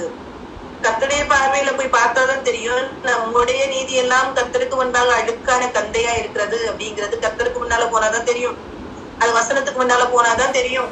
இல்லன்னா நமக்கு உள்ளால மனசாட்சி எப்படி இருக்கும்னா ஒரு உணர்வே இல்லாம இருக்கும். அதான் தாவீது கேட்பார்ல, ஆண்டவரே உணர்வுள்ள இருதயத்தை எனக்கு தாரும் ஆண்டவரே. அதே மாதிரி கேட்கணும். உணர்வுள்ள ஏதோ ஒரு சின்ன தப்பு பண்ணா கூட அந்த உணர்வை தாங்க ஆண்டவரே நம்ம சும்மா கேட்கறது இல்ல, வசனத்தை வாசிச்சாதான் அந்த வசனம் நம்மளை ஞாபகம் மூட்டும். அந்த வசனம் இல்லாதபடிக்கு அந்த வசனம் நம்மளை என்ன செய்யாது, ஞாபகம் மூட்டாது. பரிசுத்த ஆவியானவர் நமக்கு ஏற்ற நேரத்துல நமக்கு அந்த வசனங்களை ஞாபகம் ஊட்டணும்னா நம்ம வசனத்தின் மேல் பிரியமா இருக்கணும். வசனம் நமக்கு தெரிந்திருக்கணும். தெரிந்த காரியங்களை பரிசுத்த ஆவியானவர் ஏற்ற நேரத்துல நமக்கு ஞாபகப்படுத்தி கொடுத்து கொண்டே இருப்பார். இங்க நியாயப்பிரமாண புஸ்தகத்தை வாசிச்ச உடனே இந்த யோசியா என்ன செய்யறாருன்னா தன் வஸ்திரத்தை கிழித்துக் கொண்டு ஆசாரியனாகிய இல்கியாவுக்கும் சாப்பானின் குமாரனாகிய அஹீகாமுக்கும் மிகாயாவின் குமாரனாகிய அக்கூருக்கும் சம்பிரதிய ராஜாவின் ஊழியக்காரனை ஆசாவுக்கும் ராஜா கட்டளையிட்டது என்ன சொல்றாரு, கண்டெடுக்கப்பட்ட இந்த புஸ்தகத்தின் வார்த்தைகளின் நிமித்தம் நீங்கள் போய் எனக்காகவும் ஜனத்திற்காகவும் யூதா வணிகத்திற்காகவும் கர்த்தரிடத்தில் விசாரியுங்கள். நமக்காக எழுதியிருக்கிற எல்லாவற்றின்படியும் செய்ய நம்முடைய பிதாக்கள் இந்த புஸ்தகத்தின் வார்த்தைகளுக்கு செவிகொடாதபடியினால் நம்மேல் பற்றி இருந்த கர்த்தருடைய உக்கிரம் பெரியது என்றான். நாம் கர்த்தருடைய வார்த்தையை கேட்காதபடிக்கு இப்படி எல்லாம் நடந்து கொண்டதுனால கர்த்தருடைய கோபம் பயங்கரமா இருக்குது நம்ம மேல, அது மட்டும் எனக்கு புரியுது அப்படின்னு சொல்றாரு. ஆனாலும் அது டீப்பா படிக்கணும், அந்த டீப்பா உணர்த்துறதுக்கு கர்த்தர்ட்ட போய் விசாரிங்க அப்படின்னு சொல்லிட்டு கேட்கிறாரு. இப்ப யார்கிட்ட போய் விசாரிக்கலாம், யார் இதை விளக்கி சொல்லி கொடுப்பா இல்லையா? நம்ம பைபிள் எடுத்து வாசிக்கும் போது நிறைய பேர் சொல்லுவாங்க இது எனக்கு புரியல அப்படின்னு. ஆனா புரியலன்னா அவர் என்ன சொல்றாரு, ஏதோ தப்பு இருக்குங்கிறது அவருக்கு புரியுது, கிழித்துக் கொள்ளுகிறாரு. அதுக்கப்புறம் என்ன சொல்றாரு, டீப்பா தெரிந்து கொள்ளணும், இது என்னென்ன தவறு இருக்குன்னு நம்மளை சுட்டி காட்டுறதுக்கு ஒரு ஆள் வேணும் அப்படின்னு சொல்லிட்டு கேட்கிறாரு. அந்த நேரத்துல சொல்றாங்க, அப்பொழுது ஆசாரியனாகிய இல்கியாவும் அஹீகாமும் அக்கோரும் சாப்பானும் ஆசாயாவும் அர்காசின் குமாரனாகிய திக்வானின் மகனான சல்லூம் என்னும் வஸ்திரசாலை விசாரிப்புக்காரன் மனைவியாகிய உல்தாள் என்னும் தீர்க்கதரிசியான இடத்தில் போய் அவளோட பேசினார்கள். இப்ப யார்கிட்ட போறாங்க, உல்தாள். அப்போ இவ்வளவு அக்கிரமம் நிறைந்த இந்த தேசத்துல யார் இருக்கா, உல்தாள் அப்படின்னு சொல்லி ஒரு தீர்க்கதரிசி இருக்கிறார். உள்தாள். அது யாரு? ஒரு பெண், ஒரு ஆளோட ஒரு வஸ்திர விசாரிப்பு செய்கிற ஒரு விசாரிப்புக்காரனுடைய மனைவி உள்தாள். இல்லையா? எவ்வளவு அக்கிரமம் நிறைந்த இடம், எவ்வளவு அசுத்தங்கள் நிறைந்த இடம். அந்த இடத்துல ஒரு பெண் தீர்க்கதரிசியாக இருக்கிறாள். அந்த பெண் இடத்துல என்ன செய்யறாங்க? இந்த ஹோல் தேசமும், அந்த யூத தேசம் முழுவதும் நாம் எப்படி சீர்படணும் அப்படின்னு சொல்லிட்டு கேட்கறதுக்கு யார பார்த்து போறாங்க? ஒரு பெண்ணை பார்த்து போறாங்க. ஒரு பெண்ணுங்கிறது சும்மா இல்ல, அது கர்த்தருடைய வார்த்தையும் கர்த்தருடைய வாயுமாக உள்தாள் இருந்தாள். கர்த்தருடைய பிரசனத்துக்குள்ளாலேயே உள்தாள் இருந்தாள். அதனாலதான், சும்மா இல்ல, சும்மா இல்ல, இல்லையா? அப்ப அந்த உள்தாள் அப்படிப்பட்ட அக்கிரமம் நிறைந்த அந்த தேசத்துல, அப்படி விக்கிரகம் நிறைந்த அந்த தேசத்துல ஒரு உள்தாள் கர்த்தருடைய வார்த்தையை சொல்லுகிறவளா இருந்திருக்கிறா அப்படின்னு கிடைக்கும் போது நாம் எங்க இருக்கிறோம்? நாம் இன்னைக்கு எங்க இருக்கிறோம்? ஒரு உள்தாளை போல நமக்கு அப்படிப்பட்ட பொறுப்பு உண்டா இல்லையா? நமக்கு அப்படிப்பட்ட பொறுப்பு உண்டா இல்லையா? நமக்கும் உண்டு. நாம் கர்த்தருடைய பிரசன்னத்துல நேரத்தை செலவிட்டால் நமக்கும் அந்த பிரசன்ன, அந்த இது கிடைக்கும். நம்மையும் கர்த்தர் என்ன செய்வார்? பயன்படுத்துவார். அப்படி பயன்படணும் தான். கிரயம் செலுத்தாம நம்ம எதுவுமே பெற்றுக்கொள்ள முடியாதுங்கிறது நமக்கு தெரியும். நம்ம பெர்ஃபெக்ஷன் கிடையாது. நம்ம யாரு பெர்ஃபெக்ட் நான் சொல்ல வரல. ஆனா எவ்வளவு நேரம் கிடைக்கும் நம்முடைய இருதயம் வாஞ்சிக்கணும். நான் திருப்பி திருப்பி சொல்றேன், அந்த சங்கீதம் 103 அதிகாரம் 17, 18 அந்த வசனத்தை வாசிச்சு பாருங்க. கர்த்தருடைய கிருபை யார் மேல இருக்கணும்னா, அவருடைய கட்டளைகளின் படி நடக்க நினைக்கிறவர்கள் மேலேயே கர்த்தருடைய கிருபை உள்ளது. அவருடைய கட்டளையின்படி நடக்க நினைக்கணும், ஆசைப்படணும். அப்படியே கட்டளையின்படி நினைக்கணும், நடக்கணும் அப்படிங்கிற ஆசை வரணும். அந்த ஆசை வந்துச்சுன்னா கண்டிப்பா என்ன செய்வாருன்னா, கர்த்தர் அந்த கிருபையை நமக்கு தருவாரு. அந்த கிருபையை பெற்று கொண்டோமானால் உண்மையா நம்ம சொல்லுவோம், கர்த்தருடைய பிரசனத்துக்குள்ளால இப்படி விக்கிரக ஆராதனை, விக்கிரக கோட்டை, அந்த ராஜா முதல் எல்லாரும் விக்கிரகத்தை வணங்கி கொண்டிருந்தாங்களே, ஏன் இந்த உள்தாள் மட்டும் ஆண்டவருடைய பிரசனத்தை இயங்கி கொண்டிருந்தாள்? அது ஒரு நாள் அன்னைக்கு பார்க்கும்போது அது கடினமா இருந்திருக்கலாம். எல்லாரும் இப்படி இருக்காங்க, நான் மட்டும் இப்படி இருக்கேன்னு ஒரு ஒதுக்கி வைத்த ஒரு சூழ்நிலை இருந்திருக்கலாம். ஆனா ஒரு நாள் வருது, கர்த்தர் ஒரு ராஜாவை எழுப்புறாரு. ஒரு பெண்ணின் மூலமாக சொல்லி கொடுத்து அந்த பிள்ளை அழகா ஒரு பிள்ளையா வளருது. அந்த பிள்ளைக்கு அந்த தேசம் முழுவதையும் ஆளுகை செய்கிறதற்கு, கர்த்தருடைய வார்த்தை என்னன்னு சொல்றதுக்கு ஒரு பெண்ணை கர்த்தர் தெரிந்தெடுத்து வைத்திருந்தால் அதான் உள்தாள். அதான் உள்தாள். அப்படி ஒரு பிள்ளைகளா நம்ம யோசிப்போம். நம்முடைய குடும்பமா இருக்கட்டும், நம் இருக்கிற ஒரு சின்ன பகுதியா அந்த இடத்துல ஆண்டவரே என்ன ஒரு சாட்சியா வைங்கன்னு சொல்லிட்டு நம்ம கேட்டோம்னா, கர்த்தர் நம்மளை வைக்க மாட்டாரான்னு கேட்டா கண்டிப்பா வைப்பார். அந்த இருதய விருப்பத்தையும் வாஞ்சிகளையும் உருவாக்குகிறதே கர்த்தர் தான். அந்த உருவாக்கும் போது நம் கர்த்தருடைய பிரசன்னத்துல போய் இருக்கும் போது கர்த்தர் கண்டிப்பா என்ன செய்வார்? அப்படி ஒரு வித்தியாசத்தை நம்ம மேல வைப்பார். வைக்கணும். வைக்கிறதற்கு நாம் நம்மை விட்டு கொடுக்கணும் கர்த்தருடைய பாதத்துல. உள்தாள் ஒரு நாள் கர்த்தருடைய பாதத்துல எவ்வளோ இருந்து இது பண்ணனால அந்த காரியத்தை கேட்கறதுக்கு யார்கிட்ட போறாங்க? உள்தாள் கிட்ட போறாங்க. உள்தாள் சொல்றத பாருங்க, 14th verseல லாஸ்ட் போர்ஷன் வாசிப்போம். அவள் எருசலேமில் 2ஆம் வகுப்பிலே குடியிருந்தாள். அவள் அவர்களை நோக்கி என்ன சொல்றாங்க? உங்களை என்னிடத்தில் அனுப்பினவரிடத்தில் நீங்கள் போய் இஸ்ரவேலின் தேவனாகிய கர்த்தர் உரைக்கிறது என்னவென்றால், நீங்க போய் சொல்லுங்க. கர்த்தர் சொல்றாரு. கர்த்தருடைய வாயாக இருந்தாள் உள்தாள். எவ்வளவு ஒரு பெரிய ஒரு கிருபை பாருங்க, எவ்வளவு ஒரு பெரிய கிருபை பாருங்க. எவ்வளவு அக்கிரமம் நிறைந்த இடத்துல, ஒரு எத்தனை விக்கிரகங்கள் இருந்த இடத்துல ஒரு ஒரு ஒரு ஒரு யூத தேசத்துக்கு ஆலோசனை கொடுக்கிற ஒரு பெண்ணாக உள்தாளை கர்த்தர் வைத்திருந்தார். அந்த யூத தேசத்துக்கு கர்த்தருடைய சத்தத்தை கொடுக்கிற ஒரு பெண்ணாக உள்தாளை கர்த்தர் வைத்திருந்தார். அப்படி ஒரு பெண்ணாக நாம் மாறணும். அப்படி ஒரு பெண்ண பெரிய அளவுல நம்ம போகலனாலும் நம்ம குடும்பத்துக்கு, நம்ம குடும்பம், நம்ம 4 பேர் இருக்கிற குடும்பம், ஒரு 5 பேர் இருக்கிற குடும்பத்துக்கு நாம் எப்படி இருக்கிறோம்? இல்லையா? 5 பேர் இருக்கிற நம்ம பிள்ளைகளையும் நம்முடைய குடும்பத்துல ஒரு வீட்டுல இருக்கிறவங்களுக்கு நாம் அப்படி இருக்க முடியுதா? நான் ஒரு தீர்க்கதரிசியாக இருக்க முடியுதா? நாம் கர்த்தருடைய சத்தத்தை கேட்டு செய்கிறவர்களா இருக்க முடியுதா? அப்படி இல்ல, நான் கர்த்தரிடத்துல நம்ம கேட்போம். அந்த குடும்பத்தை நம்ம கட்டுகிறதற்குள்ள அந்த ஒரு இதை நான் உங்கள்ட்ட பெற்றுக்கொள்ளலாம் ஆண்டவரே. ஒரு குடும்பத்தை கட்டுவோமானால் அடுத்தது என்ன செய்வோம்? அடுத்த ஒரு சமுதாயத்தை கர்த்தர் அந்த தொலைநோக்கு பார்வையை நமக்கு தருவாங்க. அதை தருவாங்க கர்த்தர். கர்த்தருடைய பாதத்துல இருப்போமானால் கர்த்தர் என்ன செய்வாங்க? ஒரு தீர்க்கதரிசியாக மாற்றுவார் கண்டிப்பா. பாருங்க, அவங்க சொல்றாங்க, அவர்கள் என்னை என்ன சொல்றாங்க? போய் சொல்லுங்க, இதோ யூதாவின் ராஜா வாசித்த புஸ்தகத்தின் வார்த்தைகள் எல்லாம் காட்டியிருக்கிற பொல்லாப்பை நான் இந்த ஸ்தலத்தின் மேலும் அதன் குடிகள் மேலும் வர பண்ணுவேன். கண்டிப்பா அவங்க வாசிச்சது மாதிரி எவ்வளவு தப்பு பண்ணியிருந்தாங்களோ எல்லாத்துக்கும் என்ன செய்யும்? இந்த இடத்துல கண்டிப்பா அதுக்கு பலன் உண்டு. அவங்க பெற்றுதான் ஆகணும். ஏன்னா இவ்வளவு தவறு பண்ணியிருக்காங்க, அவங்களுக்கு இந்த தண்டனை கிடைச்சுதான் ஆகும். அவர்கள் என்னை விட்டு தங்கள் கைகளின் கிரியைகள் எல்லாவற்றிலும் எனக்கு கோபம் உண்டாக வேற தேவர்களுக்கு தூபம் காட்டினபடினால் என் உக்கிரம் இந்த ஸ்தலத்தின் மேல் பற்றி எரியும், அது அவிந்து போவதும் இல்லை என்று கர்த்தர் சொல்லுகிறார் என்று சொல்லுங்கள். எவ்வளவு தைரியமா சொல்றாங்க. ஒரு ராஜா கேக்குறாரு, கர்த்தருடைய வாயாய் இருந்து உள்தாள் பேசுகிறாங்க. ஒரு ராஜா கிட்ட போய் இல்ல ப்ளீஸ் பண்ணி எல்லாம் பேசல, ஒரு ராஜா கிட்ட ப்ளீஸ் பண்ணி பேசல, இல்ல இந்த வார்த்தைகளின் படி இந்த வார்த்தைகளை விட்டு விலகி இந்த ஜனங்கள் இருக்கிறாங்கன்னா கண்டிப்பா கர்த்தருடைய கோபம் இந்த இடத்துல என்ன செய்யும், வர போகுது, அது மாறாது, கண்டிப்பா வரும்னு போய் சொல்லுங்க அப்படின்னு சொல்றாங்க. ஆனாலும் சொல்றாங்க, கர்த்தரிடத்தில் விசாரிக்கிறதற்கு உங்களை அனுப்பின யூதாவின் ராஜாவினிடத்தில் நீங்கள் போய் நீங்க கேட்ட வார்த்தைகளை குறித்து இஸ்ரவேலின் தேவனாகிய கர்த்தர் சொல்லுகிறது என்னவென்றால், நான் இந்த ஸ்தலத்திற்கும் அதன் குடிகளுக்கும் விரோதமாக அவர்கள் பாழும் சாபமும் ஆவார்கள் என்று சொன்னதை நீ கேட்டபோது உன் இருதயம் இளகி நீ கர்த்தருக்கு முன்பாக உன்னை தாழ்த்தி உன் வஸ்திரங்களை கிழித்துக் கொண்டு எனக்கு முன்பாக அழுதபடியினால் நானும் உன் விண்ணப்பத்தை கேட்டேன். இந்த காரியத்தை நான் போய் நீங்க இவங்க போய் சொல்லும் போது இந்த ராஜா என்ன செய்ய போறாரு, இந்த யோசியா ராஜா என்ன செய்ய போறாரு, தன் வஸ்திரத்தை கிழித்து தன்னை தாழ்த்தி கர்த்தரிடத்துல அழ போறாரு, தன்னுடைய பாவத்தை அறிக்கைட்டு அழ போறாரு. இப்படி என்னுடைய தேசம் இருக்கிறதே, இப்படி என்னுடைய தேசம் இருக்கிறதேன்னு சொல்லிட்டு அழ போற.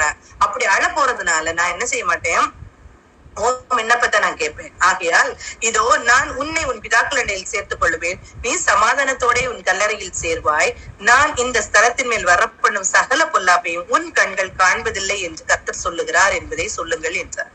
இந்த மறு உத்தரவை அவர்கள் போய் ராஜாவுக்கு சொன்னார்கள். சரியா? அப்போ இந்த காரியத்தை யோசியா கிட்ட போய் சொல்றாங்க. இந்த காரியத்தை, இந்த தேசத்துல இவ்வளவு அக்கிரமம் இருக்கு, இவ்வளவு காரியங்கள் இருக்கு அப்படிங்கறது எல்லாத்தையும் போய் சொல்றாங்க. இந்த யோசியா ராஜா எத்தனை வருஷம் அரசாட்சி செய்தார் தெரியுமா? 31 வருஷம். நீங்க 22ஆம் அதிகாரம் 1ஆம் வசனத்தை நீங்க பாத்தீங்கன்னா தெரியும். யோசியா ராஜாவாகிற போது 8 வயதா இருந்து 31 வருஷம் எருசலேமில் அரசாண்டான். 31 வருஷம் எருசலேம்ல அரசாண்டாரு.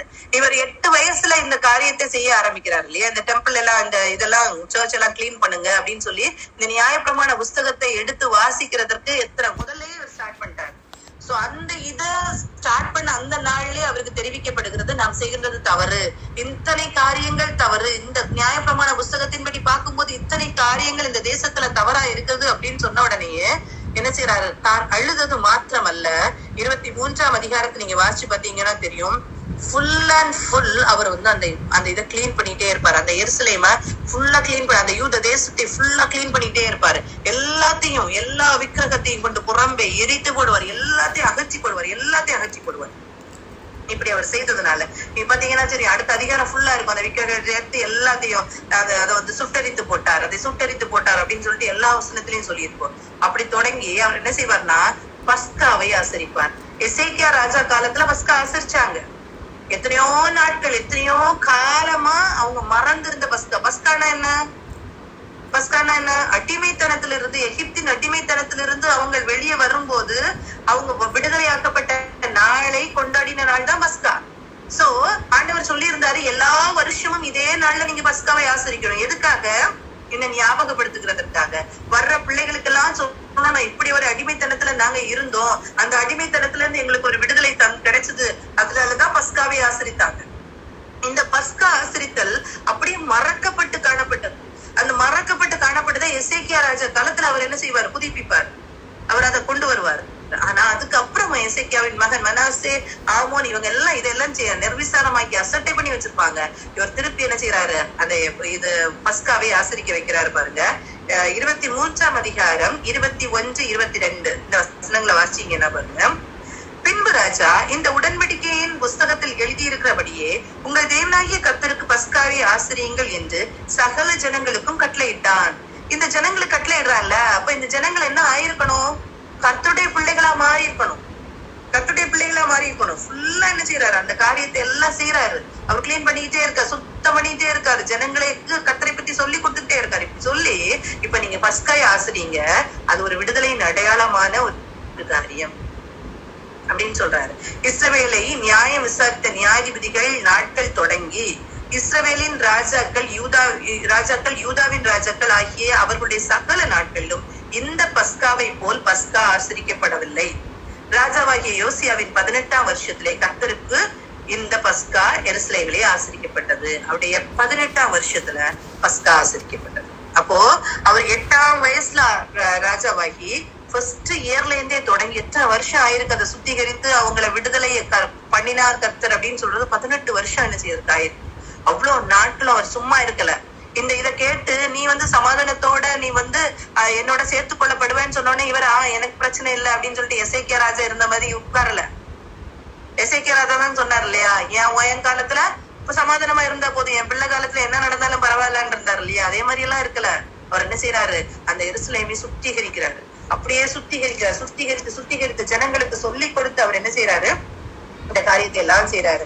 2 ராஜாக்கள் 23ஆம் அதிகாரம் 22, 25 வசனங்களை வாசிச்சு பார்த்தா தெரியும், அழகா இருக்கும். அதே மாதிரி 25ஆம் வசனத்தை பார்த்து பாருங்க. கர்த்தரிடத்துக்கு தன் முழு இருதயத்தோடும் தன் முழு ஆத்மாவோடும் தன் முழு பலத்தோடும் மோசேயின் நியாய பிரமாணத்துக்கு ஏற்றபடி எல்லாம் செய்ய மனதை சாய்த்தான். அவனை போலத்த ராஜா அவனுக்கு முன் இருந்ததும் இல்லை, அவனுக்கு பின் எழும்பினதும் இல்லை. அவனை போலத்த ராஜா எழுப்பினதில்லை. அப்ப இவ்வளவுத்துக்கு காரணமாக உல்தாலும் இருந்தாங்க. உல்தால் என்ன செய்யறாங்க, அந்த நியாய பிரமாண புஸ்தகத்தை வாசித்து விளக்கி கொடுக்குறாங்க. அந்த விளக்கி கொடுத்ததின் காரணமாக அவ்வளோதை ஏற்றுக்கொண்டு அந்த யோசியா ராஜா செய்தாலும் அதை கரெக்டா, அதை எது தவறு எது சரிங்கிறத கரெக்டா விளக்கி கொடுத்த பெண் யாருன்னா உல்தா. இதே மாதிரிதான் நாம் இருக்கணும். நம்முடைய பிள்ளை எது சரி எது தவற கரெக்டா சொல்லணும். தப்புன்னு தான் சொல்லணும். அப்படி பூசி மொழிகிட்டு போகிறதற்கு அல்ல. தவறுன்னு நம்ம கண்டிப்பா சொல்லணும். தவறுன்னு தெரிஞ்சாதானே, சுட்டி காட்டினாதானே அது திருத்த முடியும். சுட்டி காட்டாம எப்படி திருத்த முடியும் இல்லையா? சுட்டி காட்டாம நம்ம திருத்தவே முடியாது. அதனால என்ன செய்யணும், தவறுன்னு சுட்டி காட்டி தான் ஆகணும். அதே மாதிரி இந்த 2 ராஜாக்கள்ல இந்த உல்தாளுடைய காரியம் கொடுக்கப்பட்ட, அந்த யோசியா ராஜாவுடைய காரியம் கொடுக்கப்பட்டது வந்து 2 நாளாகமும் 34ஆம் அதிகாரத்துல இந்த காரியங்கள் கொடுக்கப்பட்டிருக்கும். 2 நாளாகமும் 34ஆம் அதிகாரத்துல கொடுக்கப்பட்டிருக்கும் பாருங்க.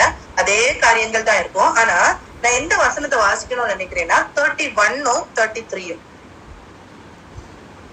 ராஜா தன் ஸ்தானத்திலே நின்று அந்த புஸ்தகத்தில் எழுதியிருக்கிற உடன்படிக்கையின் வார்த்தைகளின்படியே தான் செய்வதனாலே கர்த்தரை பின்பற்றி நடப்பேன் என்றும் தன் முழு இருதயத்தோடும் தன் முழு ஆத்மாவோடும் அவருடைய கற்பனைகளையும் அவருடைய சாட்சிகளையும் அவருடைய கட்டளைகளையும் கை கொள்ளுவேன் என்றும் கர்த்தருடைய சன்னதியில் உடன்படிக்கை பண்ணி எருசலேமிலும் பென்யமீனிலும் காணப்பட்ட யாவரையும் அதற்கு உட்பட பண்ணினான். அப்படியே எருசலேமின் குடிகள் தங்கள் பிதாக்களின் தேவனாகிய அந்த தேவனுடைய உடன்படிக்கையின்படியே செய்தார்கள். அவர் சும்மா இருக்கல. அவர் தான் மட்டும் திருந்தனது மாத்திரம் அல்ல, எருசலேமையும் பென்யமீனையும், அதான் அந்த யூத கோத்திரம். 10 கோத்திரங்கள் இஸ்ரவேல்னு மாறி போயிடுச்சு. அந்த யூத கோத்திரமா இருந்தது எருசலேமும், அந்த யூத கோத்திரம் தான் அந்த எருசலேம் ஹெட்டா இருந்துச்சு. அதுவும் பென்யமீன். அதுல இருக்கிற எல்லாரும் அதை நடக்கும்படி என்ன செய்தாரு, அந்த யோசியா ராஜா பண்ணாரு. அடுத்து பாருங்க, யோசியா இஸ்ரவேல் புத்தருடைய தேசங்கள் எங்கும் உண்டான அருவருப்புகளை எல்லாம் அகற்றி இஸ்ரவேலிலே காணப்பட்டவர்களை எல்லாம் தங்கள் தேவனாகிய கர்த்தரை சேவிக்கும்படி செய்தான். அவன் உயிரோடு இருந்த நாளெல்லாம் அவர்கள் தங்கள் பிதாக்களின் தேவனாகிய கர்த்தரை விட்டு பின் வாங்கினது இல்லை. அவன் உயிரோடு இருந்த நாளெல்லாம் என்ன செய்யல, அவனுடைய ஜனங்களும் கர்த்தரை விட்டு பின்வாங்காதபடிக்கு பார்த்து கொண்டார். இப்படி ஒரு ராஜாவை எது தவறு எது சரின்னு நியாயப்பிரமாண புஸ்தகத்தை பார்த்து கரெக்டா கற்றுக் கொடுத்த பெண் யாருன்னா உல்தான். சரியா? இப்படி ஒரு பெண்ணாக நாமும் இருக்கணும். நாமும் வேதத்தை கற்று அறிந்து கொள்ளணும். நாம் வேதத்தை கற்று அறிந்து கொண்டால் மாத்திரமே எது சரி எது தவறு நாம் கற்றுக் கொடுக்க முடியும். நாம் கற்றுக் கொடுத்தால் மாத்திரமே தவறை திருத்தி கொள்ளுகிறதற்கு முடியும். அப்படிதானே? அப்படி நம்ம இருப்போமானால் நாம் என்ன செய்ய முடியும், கர்த்தருடைய ஒரு நல்ல ஒரு ராஜ்யம் அந்த யோசியா ராஜாவால அமைக்க முடிந்தது இல்லையா? அதே மாதிரி நாமும் என்ன செய்ய முடியும், நிறைய லீடர்ஸ நம்ம எழுப்ப முடியும். நிறைய பிள்ளைகளை கர்த்தருக்குள்ளால நான் வழி நடத்த முடியும். தவறுன்னு சொல்லி கொடுப்போம், தப்பே இல்லை. கொஞ்சம் கசப்பா இருந்தாலும் அதுக்கப்புறம் இனிக்கும். கர்த்தருக்குடைய ராஜ்யம் கண்டிப்பா கட்டப்படும். அப்படி ஒரு பிள்ளையாக நம்ம இருக்கணும். சரியா? அப்படி நாம் இருப்போமானால் நம்ம என்ன செய்வோம், கர்த்தருடைய பிள்ளைகளாக கர்த்தருடைய ராஜ்யத்தை கட்டுகிறவர்களாக நாம் இருப்போம். அடுத்தது பார்த்தோம்னா தெபோராள். நான் இந்த வருஷம் ஷார்ட்டா சொல்லி முடிச்சிடுறேன். தெபோராள் நியாயாதிபதிகள் 4ஆம் அதிகாரம் 5ஆம் அதிகாரத்துல நீ பார்த்தோம்னா தெபோராளுடைய காரியம் கொடுக்கப்பட்டிருக்கும். தெபோராள் சொல்லுவாங்க, நான் தாயாக எழும்பும் அளவும் இஸ்ரவேல்ல நன் தாயாக எழும்பும் அளவும் தேசம் பாழாய் இருந்தது, தேசம் பாழாய் போயிடுச்சு அப்படின்னு சொல்றாரு. இந்த காரியம் நான் ஒரு சின்ன ஸ்டோரியா சொல்லி கொடுத்துக்கிறேன். எப்படின்னா, பாராக் அப்படின்னு சொல்லிட்டு ஒரு பராக்கிரமசாலியை கர்த்தர் வைத்திருப்பார். இந்த பாராக்கு கிட்ட கர்த்தர் என்ன சொல்லியிருப்பாங்கன்னா, நீ போய் என்ன செய்யலாம், நீ யுத்தத்துக்கு போய் இந்த இஸ்ரவேலுக்காக யுத்தம் பண்ணி நீ என்ன செய்யணும், அந்த மோவாபின் ராஜாவுடைய கை யாபீனுடைய அந்த சேனாதிபதியே நீ என்ன செய்யணும், வெற்றி பெற்று நீ கொண்டு வரணும், கொண்டு வர உன்னால முடியும்னு பேசியிருப்பாரு. யார்கிட்ட? பாராக் கிட்ட பேசியிருப்பாரு. ஆனா பாராக் பார்க்கிறாரு, சூழ்நிலையை பார்க்கிறாரு, ரொம்ப மோசமா இருக்கு, இஸ்ரவேல்ல எங்க பார்த்தாலும் அநியாயங்கள் அக்கிரமங்கள் நடக்குது, அப்படி இருக்கிற நேரத்துல என்னால என்ன பண்ண முடியும், என்னால எதுவுமே பண்ண முடியாதே அப்படின்னு சொல்லிட்டு கலங்கி போய் ஒளித்திருக்கிறாரு பாராக். அந்த நேரத்துல நியாயாதிபதியாக இருந்தவங்கதான், நியாயாதிபதியாகவும் தீர்க்கதரிசியாகவும் இருந்ததுதான் தெபோராள். அந்த தெபோராள் என்ன செய்யறாங்கன்னா, அப்படியே போய் பாராக தட்டி எழுப்புறாங்க. தட்டி எழுப்பி சொல்றாங்க, ஏற்கனவே கர்த்தர் உன்கிட்ட சொல்லியிருக்காரு, கர்த்தர்கிட்ட சொல்லவில்லையா, நீ இப்போ எழுப்பி என்ன செய், அந்த யுத்தத்துக்கு போ அப்படின்னு சொல்றாங்க. ஆனாலும் பாராக் என்ன செய்யல, அந்த யுத்தத்துக்கு போகிறதற்கு தன்னை ஒப்பு கொடுக்கறதற்கு மனதில்லாதவரா இருந்தாரு. அப்படி இருந்த நேரத்துல அவர் சொல்றாரு, நான் போறேன் யுத்தத்துக்கு, ஆனா நீங்க என் கூட வரணும் யுத்தத்துக்கு, நீங்க என் கூட வந்தீங்கன்னா நான் போறேன் அப்படின்னு சொல்றாரு. அந்த நேரத்துல அவங்க சொல்றாங்க, தெபோராள் சொல்றாங்க, நான் வர்றேன் கூட, ஆனா போறதுனால இன்னைக்கு என்ன கிடைக்காது, அந்த யுத்தத்துல வெற்றி பெறுகிற மேன்மை உனக்கு கிடைக்காது, மேன்மை உனக்கு கிடைக்காது, அதை ஒரு பெண்ணின் கையில நான் கொடுப்பேன் அப்படின்னு சொல்லிட்டு கர்த்தர் சொல்றாங்க. அப்படி சொல்லும் போது இவங்க 2 பேரையும் பாருங்க, இவங்க 2 பேருக்கும் அந்த வெற்றியின் மேன்மை கிடைக்காது. ஆனா 2 பேரும் யுத்தத்துக்கு புறப்பட்டு போறாங்க. அந்த யுத்தத்துக்கு புறப்பட்டு போகும்போது அந்த சிசரா அப்படின்னு யாபீனின் அந்த படைத்தலைவனாகிய அந்த சிசரா யுத்தத்துக்கு வராரு. அந்த யுத்தத்துல சிசரா பெரிய நிறைய இருப்பு ரதங்கள் எல்லாம் வைத்திருந்தாரு. இவங்க கிட்ட ஒண்ணுமே இல்ல, ஒரு ஆயுதங்கள் கூட இல்ல, ஒண்ணும் இல்ல. ஆனா அவங்களை கர்த்தர் முறியடித்து கொடுக்கிறார். கர்த்தர் யுத்தம் பண்ணுவாருன்னு சொன்னது மாதிரி மழையை உண்டு பண்றாரு. ஒரு பள்ளத்தாக்குல யுத்தத்தை நடத்துறாங்க. அந்த பள்ளத்தாக்குல மழையை உண்டு பண்ணுகிறார், மின்னல்களை உண்டு பண்ண, கலங்கடித்து போக பண்ணுகிறாரு. அந்த ரதங்கள் எல்லாம் ஓடாதபடிக்கு அது என்ன செய்யுது, அது அப்படியே உடைந்து போகுது. அந்த இடத்துல இந்த சிசரா எழுப்பி ஓடுறாரு, உயிர் தப்ப ஓடுறாரு. அங்க போய் யாகேலின் கையினால கொல்லப்படுறாரு, யாகேலின் கையினால கொல்லப்படுறாரு. இப்படி தெபோராக்களாக, ஒரு பாராக்கை எழுப்புகிற தெபோராக்களாக நாம் மாற கடமைப்பட்டிருக்கிறோம். இதெல்லாம் நம்முடைய கருத்துல கொடுக்கப்பட்ட காரியங்கள் தான். பெண்கள்னால சும்மா உட்கார்ந்துட்டு போறதுக்கும் அல்ல, இல்ல சம உரிமை எங்களுக்கு வேணும் வேணும் வேணும்னு சொல்லிட்டு போராடிட்டு போறதுக்கும் அல்ல. கர்த்தருடைய திட்டத்தை நாம் செய்கிறவர்களாக என்ன செய்யணும், இருக்கணும். அப்படி இருக்கிறதுக்கு தான் பெண்கள். கர்த்தருடைய பார்வைக்கு, கர்த்தருக்கு பயப்பட்டு கர்த்தர் என்ன சொல்லுகிறாரு, கர்த்தருடைய திட்டத்தை கேரி பண்ணி போறவங்க தான் பெண்கள். அப்படி போறவங்களா நம்ம இருக்கணும் அப்படின்னு சொல்லிட்டு சொல்லப்பட்டிருக்கு. இன்னும் 2 காரியத்தை ஷார்ட்டா எப்படி நாம் இருக்கணும்னு சொல்லிட்டு நான் முடிச்சிடுறேன். நம்ம வேணா எக்ஸ்பிளைண்டா இன்னொரு நாள் பாத்துக்கலாம். பிலிப்புவின் பிள்ளைகள், புதிய ஏற்பாட்டு காலத்துல பிலிப்பு அப்படின்னு சொல்லிட்டு ஒரு மனுஷர் இருக்காரு. நம்ம பார்த்தோம்னா ஆதியாகமம் 6ஆம் அதிகாரத்துல அங்க ஒரு கிரேக்கர்களுக்கு சரியா சாப்பாடு கொடுக்க முடியல அப்படின்னு சொல்லிட்டு ஆதி திருச்சபையில ஒரு பிரச்சனை வருது. அந்த ஆதி திருச்சபையில பிரச்சனை வரும்போது 7 பேரை பந்தி விசாரிப்புக்காரர்களா எடுக்கிறாங்க. அந்த 7 பேர்ல ஒரு ஆள் தான் பிலிப்பு. இந்த பிலிப்பியோடைய பிள்ளை என்ன செய்யும்னா, அப்போஸ்தலர் 21ஆம் அதிகாரம் 8, 9 ஆகிய வசனங்கள். அப்போஸ்தலர் 21ஆம் அதிகாரம் 8, 9 ஆகிய வசனங்கள் எடுத்தீங்கன்னா வாசிக்கலாம். அப்போஸ்தலர் 21, 8, 9 பாருங்க. மறுநாளிலே பவுலை சேர்ந்தவர்களாகி நாங்கள் புறப்பட்டு செசரியா பட்டணத்துக்கு வந்து 7 பேரில் ஒருவனாகிய பிலிப் என்னும் சுவிசேஷனுடைய வீட்டிலே பிரவேசித்து அவனிடத்தில் தங்கினோம். தீர்க்க தரிசனம் சொல்லுகிற கன்னியாஸ்திரிகளாகிய 4 குமாரத்திகள் அவனுக்கு இருந்தார்கள். எவ்வளவு ஒரு கிரேட்னஸ் பாருங்க. பிலிப்புக்கு 4 பிள்ளைகள் இருக்காங்க, 4 பெண் பிள்ளைகள். அந்த 4 பிள்ளைகளும் என்ன செய்யறாங்களான்னா தீர்க்க தரிசனம் சொல்றாங்க. இந்த 4 பிள்ளைகளும் தீர்க்க தரிசனம் சொல்றாங்களா? இன்னைக்கு நம்முடைய பிள்ளைகளை நாம் எப்படி வளர்க்கிறோம்? இல்லையா?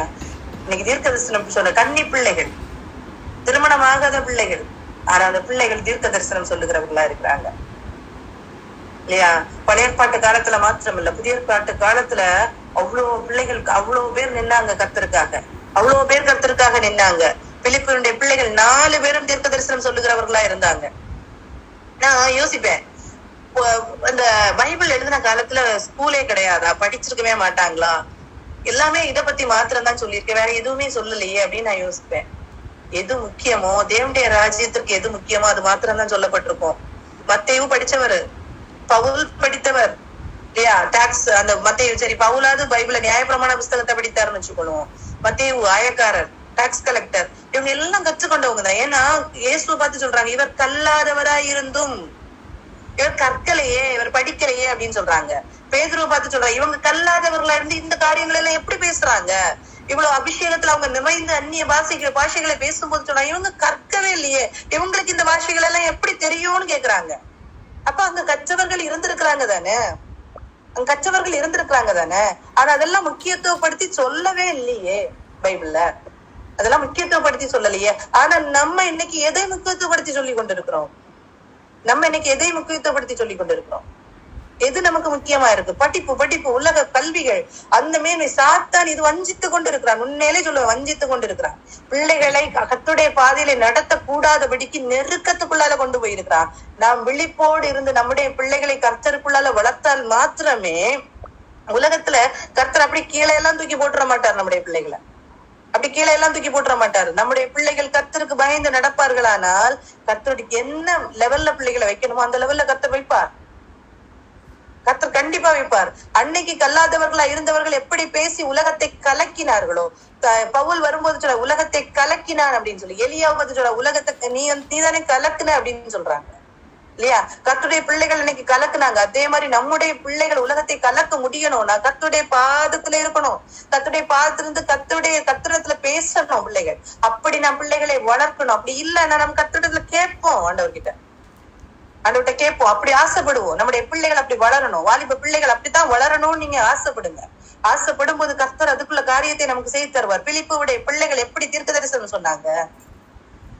மற்ற பிள்ளைகள் அங்க இல்லையா? கன்னி பெண்கள் இல்லையா? உலகத்துக்கு ஒத்த வேஷம் தரித்த பிள்ளைகள் இல்லையா? கண்டிப்பா இருந்திருப்பாங்க. அதன் மத்தியில இருக்காங்களே இல்லையா? அப்படி நாம என்ன செய்யணும்? இருக்கணும். அடுத்தது பாத்தீங்கன்னா மகதலேனா மரியாள். இது கல்லறையில கர்த்தரோடு இருந்தவங்க. மகதலேனா மரியாள் எப்பவுமே கர்த்தரோட ஊழியம் செய்தவங்க. ஆனா அந்த மகதலேனா மரியாளுக்குள்ள இருந்து கர்த்தர் 7 பிசாசுகளை துரத்தி இருந்தார் அப்படின்னு சொல்லியிருக்கோம். அந்த போர்ஷன்ஸ் எல்லாம், அந்த இது வசனம் எல்லாம் 7 பிசாசு பிடித்திருந்தவள் அப்படிங்கிறது லூக்கா 8ஆம் அதிகாரம் 2ஆம் வசனத்துல சொல்லப்பட்டிருக்கும். யோவான் 19ஆம் அதிகாரம் 25ஆம் வசனத்துல சொல்லப்பட்டிருக்கும். சிலுவையில அருகில இருந்தாங்க, சிலுவைக்கு பக்கத்துல உட்கார்ந்து இருந்தாங்க. ஃபர்ஸ்ட்ல சொல்லியிருக்கோம். மார்க் 16ஆம் அதிகாரம் 1-9 இந்த வசனங்களை, யோவான் 20:1-18 இந்த வசனங்களை சொல்லுவோம். முதலாவது கர்த்தர் மரித்து உயிர் தெழுந்த நேரத்துல தரிசனமான பெண் இந்த பெண் தான். ஃபர்ஸ்ட் தரிசனம் பண்ணி கொடுத்த பெண் எந்த பெண் தான்? இந்த மகதலேனா மரியாள். ஆனா இவளுக்குள்ளால என்ன இருந்தது? 7 பிசாசு இருந்துச்சு. 7 பிசாசு இருந்துச்சு. இது 7 பிசாசு இருந்த பெண். 7 பிசாசுன்னா பெரிய நம்ம பிசாசு பிடிச்சு ஆடிடுவா அப்படின்லாம் நம்ம சொல்றதுக்கு இல்ல. எவ்வளவு காரியங்கள் தெரியுமா பிசாசின் தன்மைகள் உண்டு. ஒரு இடத்துல சொல்லப்பட்டிருந்து என்னன்னா, 7 பிசாசுகள் என்னன்னா, பெருந்தீனி, பாலியல் முறைகேடு, பொருளாசை, கோபம், மன வருத்தம், ஆன்மீக சோம்பல், வீண் பெருமை. இதெல்லாமே என்னதான்? பிசாசு பிடித்த ஒரு வாழ்க்கை, பிசாசுக்கு இடம் கொடுத்த ஒரு வாழ்க்கை அப்படின்னு சொல்லிட்டு ஒரு இடத்துல நான் பார்த்தேன். நம்ம கிட்ட பெருந்தீனி இருக்கா? நமக்குள்ளாலையும் பிசாசு இருக்கு. ஆன்மீக சோம்பல் இருக்கா? ஸ்பிரிச்சுவல் ட்ரைனஸ் இருக்கா? சோம்பல் இருக்கா? லேசினஸ் இருக்கா? அதுவும் ஒரு விதமான பிசாசு. பொருளாசை இருக்கா? கோபம் இருக்கா? வீண் பெருமை இருக்கா? இதெல்லாம் பிசாசு. அப்படி 7 வகையான பிசாசுகளை இந்த மகதலேனா மரியாள் கிட்ட இருந்து என்ன செய்திருக்காங்க? துரத்தி இருக்கிறாங்க. அந்த துரத்தி இருக்கும் அதான் யாருக்கு அதிகமாக மன்னிக்கப்பட்டதோ அவங்க அதிகமா நேசிப்பாங்க இல்லையா? அதே மாதிரி ரொம்ப நேசித்த பெண் தான் யாரு? மகதலேனா மரியாள். அப்படி ரொம்ப நேசித்ததுனால நம்ம உண்மையிலேயே நம்முடைய பாவத்தை நம்ம அதிகம் உணர்ந்தால்தான் நம்ம கர்த்தரை நேசிக்க முடியும். இல்ல நான் சூப்பர், அதனால கர்த்தர் என்னை விடுவித்தார், நான் இப்படி இருக்கிறேன் அப்படின்னு நம்ம நினைச்சோம்னா உண்மையிலே சொல்றேன் கர்த்தரை நாம் நேசிக்க முடியாது. நம்ம எவ்வளவு பாவத்துக்குள்ளால இருந்தோங்கிறத நம்ம உணர்ந்தால் மாத்திரதான், இவ்வளவு கர்த்தர் எனக்கு மன்னித்திருக்கிறாரே, எவ்வளவோ காரியங்கள், நம்ம அந்தரங்கரமான காரியங்கள் எவ்வளவோ நமக்குள்ளால இருக்கும். அதெல்லாம் யோசிச்சு பார்த்து, ஆண்டவரே இப்படி இருந்த என்ன இப்படி நீங்க மாற்றிருக்கீங்களே, உங்களை ரட்சிப்புக்குள்ளால கொண்டு வந்திருக்கீங்களேன்னு அதை நினைத்து பார்த்தால்தான் தெரியும் கர்த்தர் எவ்வளவு அன்பு வைத்து. உண்மையா அந்த பாவம் எல்லாம் செஞ்சுட்டு இருந்த நேரத்துல, கர்த்தரை அறியாம நம்ம இருந்த நேரத்துல நம்ம எப்படி இருந்திருப்போம் இல்லையா? நாம அந்த நேரம் மரித்திருந்தா நம்ம எங்க போயிருந்திருப்போம்? இதெல்லாம் யோசிச்சு பார்க்கணும். அப்போ கர்த்தருடைய அன்பு நம்மளை இன்னைக்கு வரைக்கும் வச்சு இன்னைக்கு ஆண்டவருடைய பிள்ளையா நம்மளை வச்சிருக்குன்னா அதை நினைத்து பார்க்கும் போது நமக்கு அந்த அன்பு பொங்கும். ஆண்டவர்கிட்ட அந்த அன்பு பொங்கும். அப்படி அன்பு பொங்கும் போது நம்ம என்ன செய்வோம்? கர்த்தருடைய அன்பு செலுத்துகிறவர்களா நம்ம மாறுவோம். அன்னைக்கு அந்த கல்லறையின் அருகிலே உட்கார்ந்துருந்தாரு. எல்லாரும் ஓடி போயிட்டாங்க, எல்லாரும் அங்கங்க போனாங்க. ஆனா கல்லறைக்கு பக்கத்திலேயே உட்கார்ந்துருந்தா, கல்லின் எதிர உட்கார்ந்துருந்தாள், பக்கத்துல உட்கார்ந்துருந்தா. ஒவ்வொரு இடத்துலயும் ஒரு மாதிரி போட்டிருக்கோம். எதிர உட்கார்ந்துருந்தாங்க, சிலுவையின் அருகே நின்றாங்கன்னு போட்டிருக்கோம், தூரத்துல இருந்து பார்த்து கொண்டிருந்தாலும் போட்டிருக்கோம். அந்த அதுல கரிசனையாக இருந்தாங்க. கர்த்தருடைய மரணத்துல, இயேசுவின் மரணத்துல கரிசனையோடு இருந்தாங்க. அப்படி கரிசனையோடு இருக்கும்போது ஓடி போறாங்க. ஓய்வு நாள்ல முதல் நாள்ல ஓடி போய் அவங்க அந்த வர்க்கங்கள் எல்லாம் போடலான்னு தான் போயிருப்பாங்க ஒருவேளை. ஆனாலும் கர்த்தர் உயிர் தெளிந்திருந்தார். ஆனா கர்த்தர் முதலாவது தரிசனமான பெண் யாருதான்? மகதலேனா மரியாள் முதலாவது தரிசனம் கொடுத்த. அதே மாதிரி அந்த சீஷர்களுக்கு போய் நான் உயிர் தெளிந்தேன் அப்படிங்கிற செய்தியை அறிவிக்கிறதற்கு கொடுக்கப்பட்ட பெண்ணு தான் என்ன? மகதலேனா மரியாள். இப்படி கர்த்தர் எவ்வளவோ மேன்மைப்படுத்தி இருக்கிறாரு. ஏன் மேன்மைப்படுத்துறாருன்னா அவங்களுக்குள்ளால இருந்த வாஞ்சையும் விருப்பமும். கர்த்தர் நமக்குள்ளால தருகிற ஏற்படுத்துகிற வாஞ்சையும் விருப்பத்தையும் நம்ம என்ன செய்யணும்னா, கர்த்தரே அந்த காரியத்தை செய்து நிறைவேற்றுங்க நாம் அர்ப்பணிக்கணும். ஆண்டவர்கிட்ட அர்ப்பணிக்கும் போது கர்த்தர் கண்டிப்பா என்ன செய்வாங்க? நான் அதை நிறைவேற்றி கொடுப்பாங்க. அதை நம் மூலமாக நிறைவேற்றி கொடுப்பாங்க. அப்படி நிறைவேற்றி கொடுக்கும் போது நாமும் கர்த்தருக்காக நிக்க முடியும். நாமும் கர்த்தருடைய சத்தியத்தை நாம் சொல்லுகிறவர்களா நிக்க முடியும். நாமும் கர்த்தருடைய சாட்சிகளாக நிற்க முடியும். ஒரு மோசேயை, ஒரு பெரிய ஒரு எகிப்தின் அடிமைத்தனத்திலிருந்து விடுவித்த ஒரு மோசையை உருவாக்கினது மோசையின் தாயாகிய யெகோவா. அவளுக்குள்ளால உலகம் போகிற போக்குல தன்னுடைய பிள்ளையை விடவில்லை. அப்படி பத்திரமா பாதுகாத்துக் கொண்டார். ஒரு யோசேவாள் கர்த்தருடைய திட்டத்தை முறியடிக்க சாத்தான் எத்தனையோ காரியங்களை பண்ணும்போது அந்த திட்டத்தை உணர்ந்து கொண்டு அந்த தாவீதின் வம்சத்தை அழிந்து போகாதபடிக்கு பாதுகாத்தவள் தான் யோசேவாள். ஒரு தேசம் அவ்வளவு விக்கிரக ஆராதனைக்குள்ளால இருந்த தேசம். அதுல ஒரு பெண் என்ன செய்யறாங்க? ஒரு யோசியா அப்படிங்கிற ஒரு நல்ல ராஜாவை உருவாக்குகிறாங்க, அந்த பிள்ளையை உருவாக்குறாங்க. அது ஒரு பெண். அதுக்கப்புறம் அந்த பிள்ளை வளர்ந்து வரும்போது அந்த பிள்ளை அந்த நியாயப்பிரமாண புஸ்தகத்தை வாசிக்கிறதற்கு தன்னை ஒப்பு கொடுத்து அதுல தவறை உணர்ந்து கொள்ளும் போது இன்னும் அறிந்து என்னை திருத்திக் கொள்ளணும் அப்படின்னு சொல்லும் போது அதை எக்ஸ்பிளைன் பண்ணி கொடுக்கிறதற்கு ஒரு தீர்க்கதரிசியாக இருந்தவள் ஒரு பெண் உல்தாள், தெபோராள். ஒரு இஸ்ரவேல் தேசத்தை பாதுகாக்கிறதுக்காக, அந்த இஸ்ரவேல் தேசம் அழிந்து போகிற விக்கிரகங்களுக்குள்ளால கிடந்த தேசத்தை அந்த பிடித்து எடுக்கிறதுக்காக 4வது நியாயாதிபதியாளாக ஒரே பெண் தீர்க்கதரிசியாக, ஒரே பெண் ஒரு பெண் தீர்க்கதரிசியால ஒரே பெண் நியாயாதிபதியாக 4வது நியாயாதிபதியாக எழுப்புனது தெபோராள். அந்த தெபோராள் சும்மா இருக்கல. அவங்க வீட்டின் கடமைகளா சொல்லியிருப்பாங்க. லிபிதோத்தின் மனைவி உல்தாள சொல்லியிருப்பாங்க. அந்த விசாரிப்புக்காரன், வஸ்திர ஆலை விசாரிப்புக்காரனுடைய மனைவி. சோ எந்த ப்ராஃபிட்டா இருந்தாலும், எவ்வளவு ப்ராஃபிட்டிக்கல் காரியங்கள் இருந்தாலும் வீட்டின் கடமைகளை அவங்க நேர்த்தியா செஞ்சிருப்பாங்க. வீட்டின் காரியங்களை நேர்த்தியா செஞ்சுட்டுதான் அவங்க இந்த காரியத்தை எல்லாம் செஞ்சிருப்பாங்க. ஒரு வீட்டுல சாட்சி இல்லைன்னா இப்படிப்பட்ட காரியங்களே நம்ம செய்ய முடியாது. அதனால வீடு நமக்கு ரொம்ப முக்கியம். அந்த காரியத்தை செஞ்சுட்டு கர்த்தருக்காக ஒரு காரியத்தை நாம் என்ன செய்யணும். அதுக்கப்புறம் பிலிப்பின் பிள்ளைகள், கன்னி பிள்ளைகள், அந்த பிள்ளைகள் தீர்க்க தரிசனம் உரைத்தாங்க. 4 பிள்ளைகளையும் அவருக்கு பிலிப்பு என்ன செய்திருக்காரு? கர்த்தருக்காக ஒப்பு கொடுத்திருந்திருக்காரு. இந்த மகதலேனா மரியாள் கர்த்தருக்காக கரிசனையோடு நிற்கும் போது, எல்லா காரியத்திலையும் கரிசனையோடு நிற்கும் போது எவ்வளவு ஸ்ட்ராங்கா கர்த்தர் தனக்கு செய்த நன்மைகளை நினைத்து நினைத்து நினைத்து நினைத்து கர்த்தரிடத்துல அன்பு செலுத்தும் போது கர்த்தருடைய உயிர் தெழுந்த அந்த இது காரியத்தை எல்லாவற்றையும் அறிவிக்கிற ஒரு பெண்ணாக அந்த மகதலேனா மரியாள் மாறி போனார். இன்னைக்கு நம்ம பாக்குறோம். இன்னைக்கு உண்மையில நான் சொல்றேன், நான் எதுக்கு மகளிர் தினம்னு கொண்டாடுறோம்? மகளிர் தினத்துல வேற ஒரு பெருமையும் நமக்கு இல்ல, பெரிய காரியங்கள் ஒண்ணும் இல்ல, எல்லாம் சமத்துவம் ஒண்ணுமே இல்ல. நம்ம கிச்சன்லதான் வேலை செய்யற பெண்களா இருந்தோம், அது ஒரு காலம் இருந்தது. ஆனா இன்னைக்கு எல்லாருடைய சமநிலைக்கு மேல வந்தாச்சு. அந்த ஈக்குவல் உரிமை எங்களுக்கு உண்டுன்னு சொல்லிட்டு எல்லாவற்றிலையும் ஒர்க் பண்றதுக்கு, எல்லா இடத்துலயுமே பணி செய்யறது, எல்லாவற்றுக்கும் எல்லா காரியமும் ஈக்குவல்னு வாங்கியாச்சு. ஆனா இன்னைக்கு பிள்ளைகளுடைய குடும்ப வாழ்க்கைகள் இன்னைக்கு தொலைந்து கொண்டிருக்கிறது. எத்தனையோ பிள்ளைகளுடைய குடும்ப வாழ்க்கையை பார்க்கும்போது தொலைந்து போய் கொண்டிருக்கிறது. காரணம் என்ன தெரியுமா? தாங்க ஏர்ன் பண்றாங்க. மெயினா ஒரு ஹஸ்பண்ட டிபெண்ட் பண்ணி இருக்கிற காரியம் ஏர்னிங்ஸ்லயும். எங்கேயாவது போனோம்னா அவங்க என்ன செய்யணும்? ஹஸ்பண்ட டிபெண்ட் பண்ணி அவங்கதான் கொண்டு விடணும், கூட்டிட்டு வரணும். ஆனா இந்த 2 காரியத்தையும் இன்னைக்கு பிள்ளைகளே செய்யறாங்க. காரை ஓட்டிக்கிறாங்க, 2 வீலர் வச்சுக்கிறாங்க, எங்கனாலும் போறாங்க வர்றாங்க, கையில சம்பாதிக்கிறாங்க. என்னுடைய ஆண் துணை எல்லாம் இப்ப தேவையே கிடையாது. அவங்க சொல்றதை கேட்கணுங்கிற அந்த காரியமே இல்ல. சத்ரு வஞ்சித்து கொண்டிருக்கிறான். இன்னைக்கும் நம்முடைய பிள்ளைகளையும் நாம் பெருமைக்காக படிக்க விடுறோம். நான் கார் படிக்க விடாதீங்க, 2 வீலர் படிக்க விடாதீங்கன்னு சொல்லல. ஒரு ஆபத்துக்கு ஹெல்ப் பண்றதுக்கு தான் சொல்ல. படிப்பும் அப்படிதான். ஒரு ஏர்ன் பண்றதுக்கு படிக்க விடக்கூடாது அப்படின்னு நான் சொல்ல வரல. கண்டிப்பா படிக்க விடுங்க. ஆனா எதுக்குன்னா சொல்லி கொடுக்கணும். ஒருவேளை ஹஸ்பண்டால முடியல, அந்த இடத்தை ரீப்ளேஸ் பண்றதுக்காக மாத்திரம் அதை பயன்படுத்தணுமே தவிர மற்ற மாதிரி அதை பயன்படுத்த கூடாது இல்லையா? அழகா ஒருத்தர் சொன்னாரு, நான் ஒரு குடும்பம் இருக்கு அப்படின்னா அந்த குடும்பத்தை கட்டுகிறது, குடும்பத்தின் தலைவன் யாருன்னா புருஷன் தான், வேற யாருமே இல்ல, புருஷன் தான். அந்த புருஷனுக்கு தலையா இருக்கிறது கிறிஸ்து. அப்படி இல்லாத பட்சத்துல இல்ல அந்த கிறிஸ்து உடைய அந்த இதை எடுத்துக்கொள்ளாத ஒரு புருஷன் இருக்கும்போது பைபிள் சொல்லுது எல்லா காரியத்திலும் கீழ்ப்படியணும்னு தான் சொல்லியிருக்கு. பைபிள் எல்லா காரியத்திலும் கீழ்ப்படிக்கணும். இப்ப ஃபார் எக்ஸாம்பிள் பாருங்க, ஒரு புருஷன் தான் ஒரு வீட்டுல உள்ள சம்பாத்தியத்தை செய்து கொடுக்கணும், அப்படித்தானே? ஒரு வியர்வையை சிந்தி, அதுதான் கர்த்தர் சொல்லி இருக்கிற காரியம். பெண்ணிட்ட என்ன சொல்லியிருக்கோம்? உன் ஆசை உன் புருஷனை பற்றி இருக்கும். அந்த புருஷன் சொல்லியிருக்கோம், நீ வேர்வை சிந்தி அந்த குடும்பத்தை என்ன செய்வ, காப்பாற்றுவேன்னு தான் சொல்லியிருக்கோம். அப்போ இந்த ஆண் மகனான ஒரு வேளை சம்பாதிக்க முடியல, ஏதோ ஒரு இயலாமை, பிசிக்கல் இயலாமை அவங்களுக்குள்ளால இருக்குதுன்னா அந்த இடத்துல எடுக்க வேண்டியது யாரு? பெண் அந்த ஸ்டெப்பை எடுத்துக்கொள்ளணும். இப்போ ஒரு குடும்பம், அந்த குடும்பத்துல ஹஸ்பண்டுக்கு வேலை செய்ய முடியல, அவர் பேரலைஸ் ஆயிட்டாரு, அவரால முடியல அப்படின்னு இருக்கும் போது வேற யார்கிட்டயுமே இறக்க முடியாது. அந்த நேரத்துல பெண் என்ன செய்யணும்? வேலைக்கு போகணும், அதை காசு சம்பாதிக்கணும், தன்னுடைய பிள்ளையை பாதுகாத்துக்கணும்.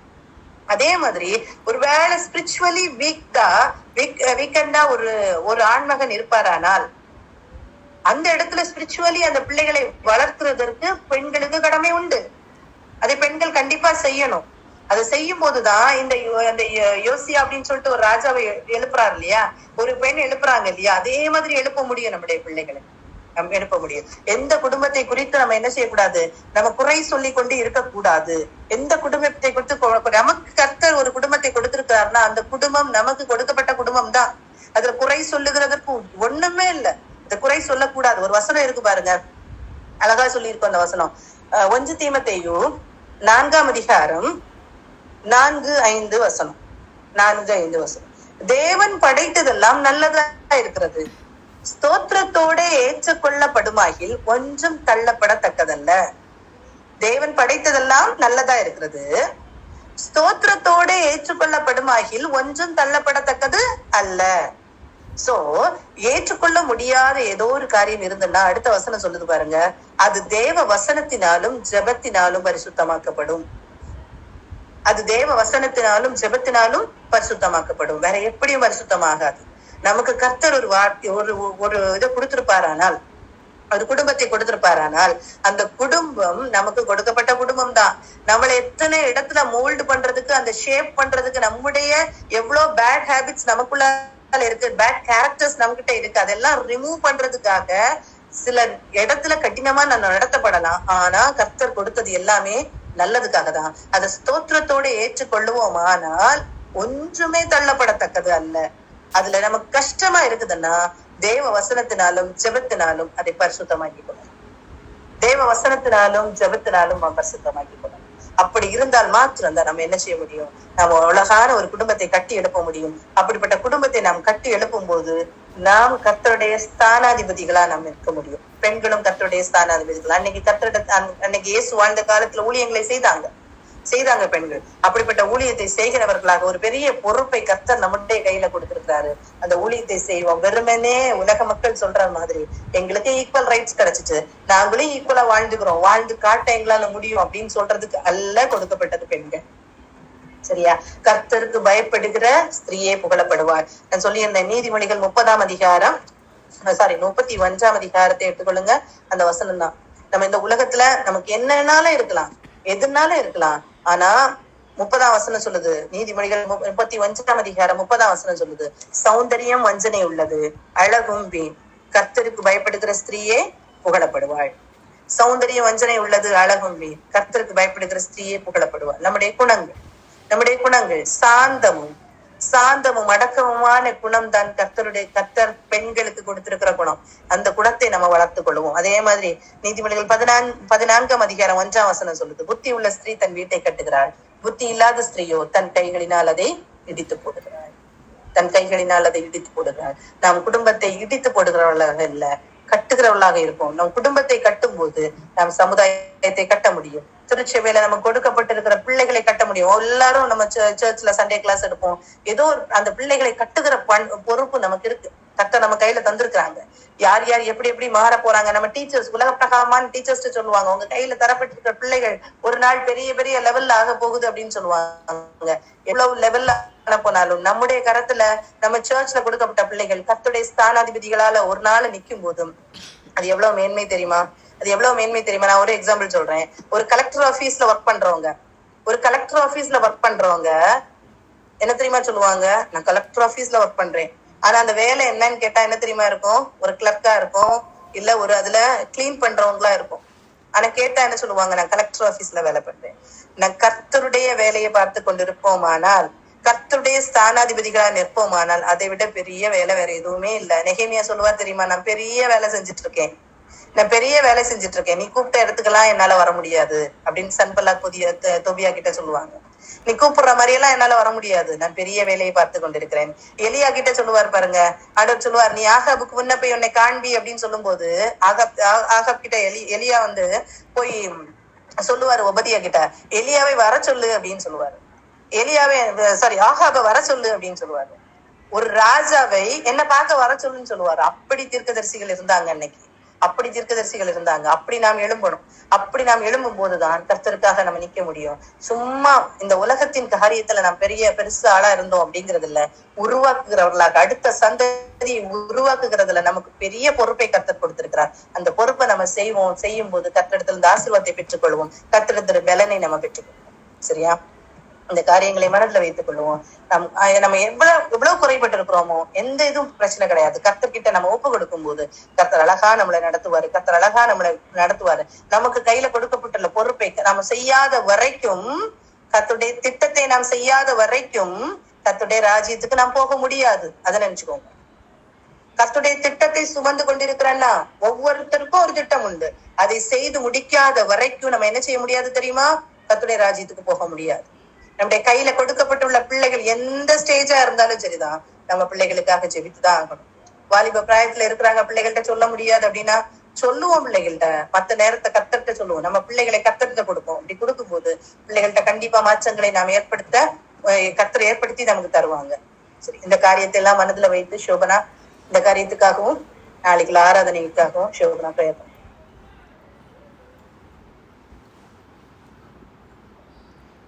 ஸ்தோத்திரிக்கிறோம் தகப்பனே. அப்பா உமக்கு நன்றி அப்பா, நன்றி ஆண்டவரே. ஹல்லேலூயா. ஸ்தோத்திரம் அப்பா. பரிசுத்த ஆவியானவரே உம்மை நாங்கள் ஆராதிக்கிறோம் அப்பா, உம்மை வரவேற்கிறோம் தகப்பனே. ராஜா, இந்த வேளையில் அப்பா ஆண்டவரே உம்முடைய பாதத்தில் நீர் எங்களை கூட்டி சேர்த்தீரே, உமக்கு நன்றி அப்பா, உமக்கு நன்றி ஆண்டவரே. ஸ்தோத்திரம்ப்பா. உம்முடைய வசனமே சத்தியம் ஆண்டவரே. ஐயா, உம்முடைய வசனத்தை ஆண்டவரே, உம்முடைய வார்த்தையை தியானிக்கக்கூடிய கிருபைகளை எங்கள் தந்தீங்களப்பா ஆண்டவரே, எங்களோட பேசினீங்களப்பா ஆண்டவரே. உமக்கு ஸ்தோத்திரம் தகப்பனே. ஆண்டவரே அப்பா, நாங்கள் விசித்திர வினோதமாய் உண்டாக்கப்பட்டிருக்கிறோமே அப்பா ஆண்டவரே, பெண்களாய் ஆண்டவரே. ஐயா, நீங்க எங்களை அப்பா ஸ்பெஷலா உருவாக்கி இருக்கீங்களா ராஜா ஆண்டவரே. அப்பா எங்களையும் நம்பி ஆண்டவரே ஜீவனை தந்தப்பா ஆண்டவரே. அப்பா எங்கள் கைகளிலையும் அப்பா ஆண்டவரே அப்பா உம்முடைய பிள்ளைகளை தந்திருக்கிறீரே அப்பா. அப்பேற்பட்ட ஒரு விசேஷித்தவர்களை எங்களை நீர் வைத்திருக்கிறீரே ஏசப்பா. அப்பா உமக்கு நன்றி ஆண்டவரே. நாங்கள் மனதார நன்றி செலுத்துகிறோம்ப்பா.